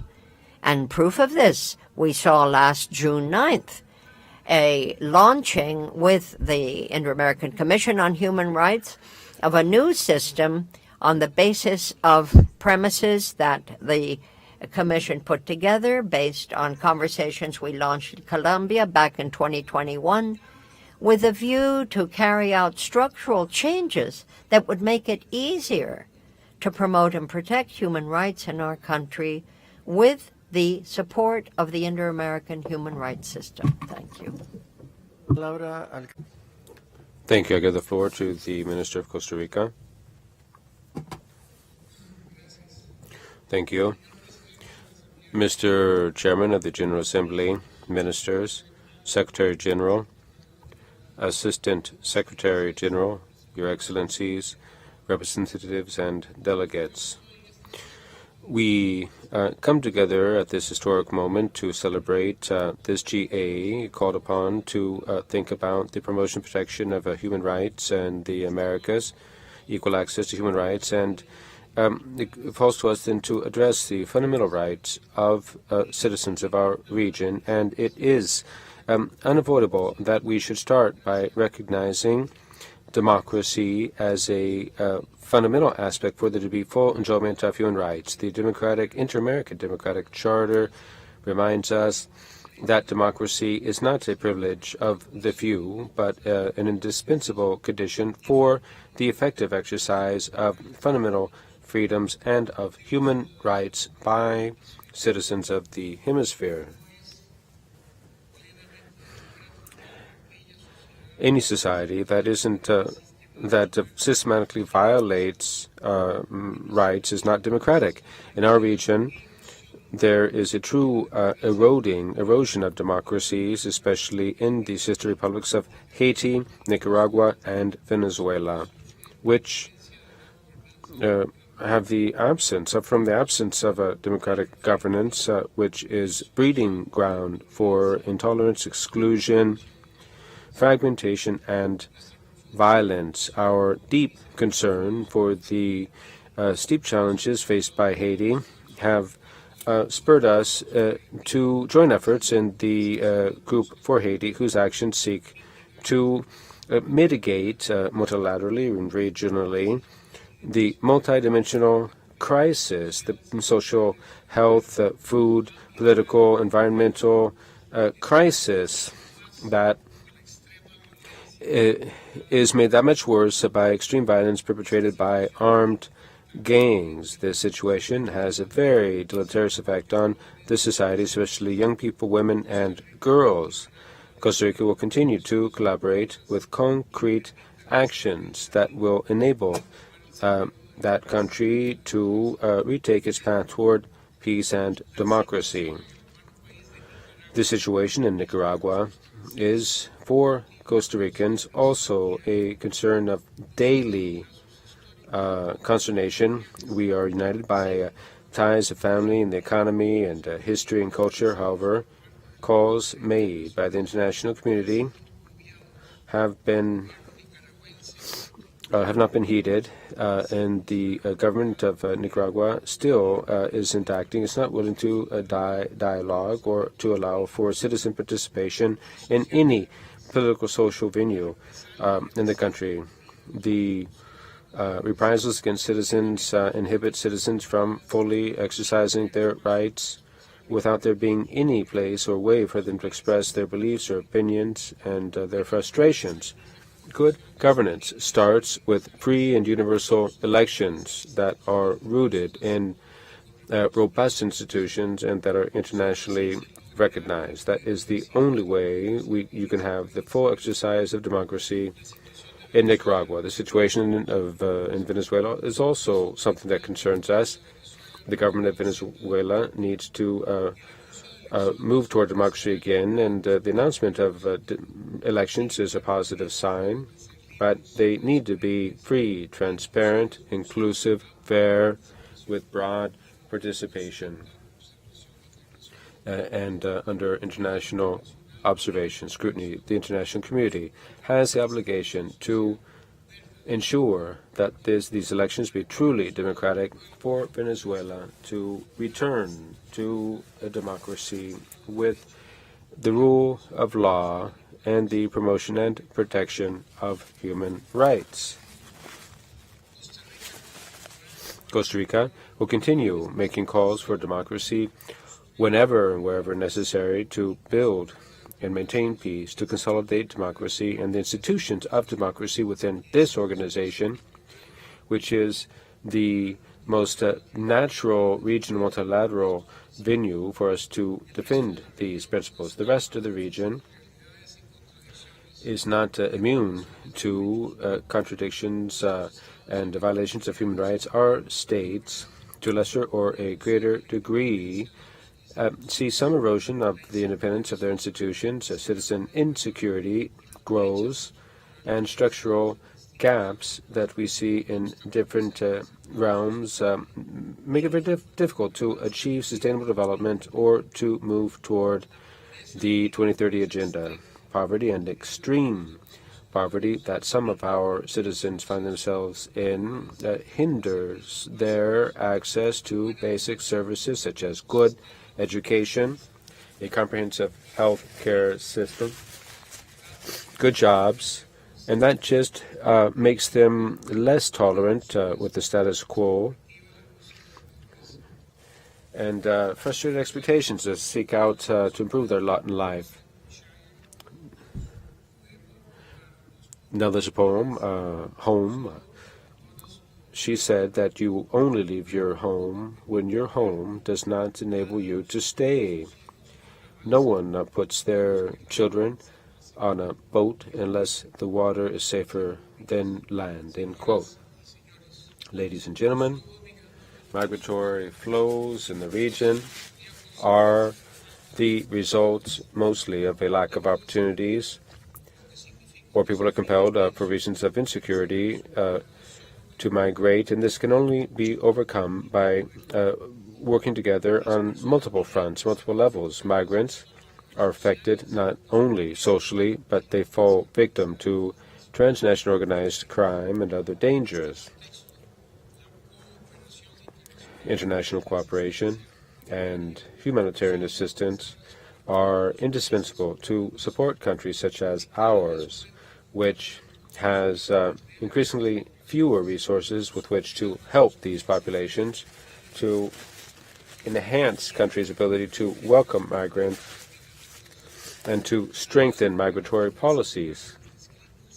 All of these issues that I've described show that it's evident that we need an inter-American human rights system that is robust and endowed with necessary wherewithal for it to meet its obligations and working with states. Costa Rica urges countries of the region in a very respectful but emphatic way to ratify all of the inter-American instruments and to accept the jurisdiction of the Inter-American Court that we are privileged to host and support in our country.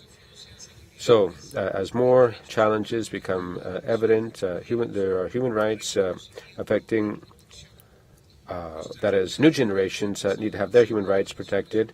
At the UN last year, we adopted a resolution that recognizes access to a clean, healthy, and sustainable environment as being a universal human right. This right calls for an agenda that cuts across all of our agendas, climate change first and foremost, the results of which is the greatest threat to the health of humanity. It's a common responsibility, albeit differentiated, for us to address climate change by applying without delay measures to reduce greenhouse gases by mitigating and adapting, which calls for a system to finance sustainable development and new financial architectures for green economies. Now, it's no coincidence that what we said about Jimmy Carter, whom we paid homage to today, who the last time he spoke on television to the nation insisted on the need to continue to protect human rights and to rein in the arms race, defending democracy by promoting free and fair elections and reiterating the need to protect the environment. President Carter was a leader that was eager to get ahead of the challenges. He was ahead of his time. Now, we need to strengthen a culture of promoting and protecting human rights and equal access to human rights in the Americas. Therefore, the states need to renew our commitment to strengthening commitment, promotion, and respect for all human rights and fundamental freedoms, to strengthen democracy, the rule of law, and multilateralism. We also need to develop tools that enable us to respond in a proper and timely way to the challenges of our region, starting with inequality, which is not something that can't be reversed, but it does call for greater commitments by all of us. The future that we turn over to coming generations hinge on the decided actions that we take here today. Thank you very much. Muchas gracias. Thank you.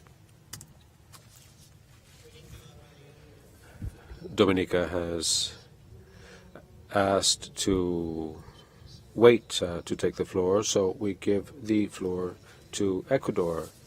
Now, before Ecuador takes the floor, I'll just say that this intervention by Ecuador will be the last one this afternoon, and we will resume tomorrow morning. And after his remarks, I will make some announcements. Muchas gracias, señor presidente, señor. Mr. President, Mr. Secretary, distinguished ministers, representatives, greetings to you all. Given the success of the domestic policies in my country, let me begin this speech with a comment on what makes our meeting here so very special. I would like to underscore that for Ecuador, Gobierno Lasso, in his government duly constitutionally established from the very start of his tenure, has faced a literal boycott. And this should not be the case ethically. The intent, we can only guess, was to destroy our democracy. As President Lasso has said, every constructive communique, people can think differently, will be welcome. We believe in consensus. We believe in inclusiveness. That's all good and well. But unfortunately, we know that there were a number of groups that turned our government into their principal enemy, particularly because some issues were faced with a lot of bravery and courage. The President of Ecuador applied Article 148 of the Ecuadorian Constitution very strictly, and on that basis dissolved the National Assembly and immediately convened elections by the National Electoral Council. Now, those elections will be held on this August 20th, and we shall therefore have a new president this very year. Now, that step was upheld by the Constitutional Court, which enables the head of the government to take such measures given the grave infractions that had been committed by the Assembly that was roadblocking at every turn the plan of the president. Now, this was hard, but after some different levels of approval, we now have about 80% approval countrywide. This speaks tomes about the manner in which the Ecuadorian society has embraced democracy and is upholding it. President Lasso and his political party will, of course, be part of those elections. The people, which is sovereign, will speak. And we know that the will of the people, as it is expressed at the ballot box, will out. And the president and the vice president, and indeed all of the congressmen in the National Assembly, will be voted. There are 8 different rounds that we have been considering, and for the first time we're including complete parity in these elections. Now, in this experience in Ecuador, perfectly within the four corners of our Constitution and in the fullest respect for human rights, last 19th of May, 2023, we read a press communique of the Inter-American Commission on Human Rights that includes a couple of statements and calls that we believe go very much above and beyond its role as a consultative body of the OAS and a body that looks at the manner in which human rights should be monitored. Now, the warning that the Commission has made with regard to an event that our Constitution has approved has lent itself, frankly, to some concern of such a magnitude that may, in fact, have some consequences. Now, we presented Pierre Pigosi as one of the potential candidates to be elected to the Commission. He is a wonderful candidate, and he has the fullest support of the member states, Pierre Pigosi. But perhaps the solution to inequities, poverty, access to health, access to poverty, access to housing, access to basic goods and clean nature cannot ever be resolved by acts of violence or division or war. A healthy society, surely, is rooted in development, a common view, and a respect for consensus and dialogue. Now, we have launched into an ecological process, bringing our emissions down, protecting nature more via, for instance, the broadening of our maritime space around the Galapagos Islands. This is, as we know, we're talking about $1.6 million with savings of $100,000, which will be savings for the state. $450 million will be earmarked for the preservation of the Galapagos Islands in perpetuity. Untold miles of our marine environment, together with our friends from Panama, Costa Rica, and Colombia, will also be guaranteed, along with the co-chair of Peru. We will set a binding protocol to put an end to the pollution of our seas by plastic. We look also at the Medina, OPAMI, Media Diverse Nations, as a body that will, like the G7, the G8, the G20, the G77 plus China, here we would have the G17, which will bring together members that represent 70% of biodiversity on the planet. Ecuador is speaking out for a change in how we look at wealth, not monetary wealth, but natural wealth. And many of the states that would part of that G77 are sitting right here. The participation of Ecuador as a non-permanent member of the Security Council for 2023-2024 has been a wonderful platform from which we can ratify the principles of peaceful solution of crises and the women's agenda, peace, security, non-proliferation of weapons, and the fight against illicit weapons trafficking, as well as greater attention to emerging threats and sustainable peace, to mention but these goals. We are now the pro tem secretary for the Ibero-American president that will be held 23 and 24 under the motto inclusion and better integration in Ibero-America. We hope that we can look to a more sustainable future for the peoples of the America. At the present time, transnational illegal crime, or weapons, traffic in migrants, and so many other criminal activities are eroding, are undermining our democracies. These are all new or newer challenges that must prompt us to do more and do better to preserve the security in our region. But that won't just happen or fall from the sky. We need to speak of citizen security. We need to have a better way of integrating drug trafficking, illegal crimes at a transnational level, and do more at the regional level. We want to do more in Ecuador. From a migration standpoint, we want migration to be orderly, responsible, and peaceful, promoting and protecting the rights of people who are vulnerable.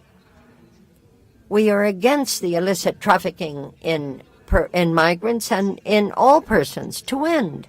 We want to pay tribute to Luis Almagro as the head of the OAS. And we say again, a robust OAS needs every one of its 4 pillars.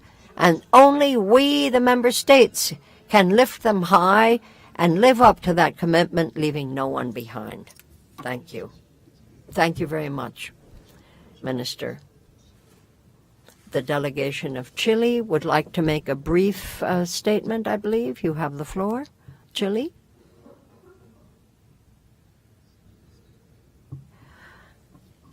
We actually had not asked for the floor. Thank you for giving it to me if you thought we had, but in point, that's not the fact. Thanks very much. Well, ladies and gentlemen, I believe we have come to the end of what we had listed for ourselves today. And as I said, I intend to adjourn this session, taking note of the statements that the heads of delegation have offered us, and these will, of course, be recorded as they duly always are. At the 3rd plenary session that will be held tomorrow, the 23rd of June, starting at 10:45 in this very room. I look forward to seeing you then. But at 9:30 a.m., don't forget, we will meet first in the revision group of the group on summits, the Greek. And that will be first at 9:45, and then at 10:45 we will end that 2nd session and begin the 3rd tomorrow. Meeting stands adjourned.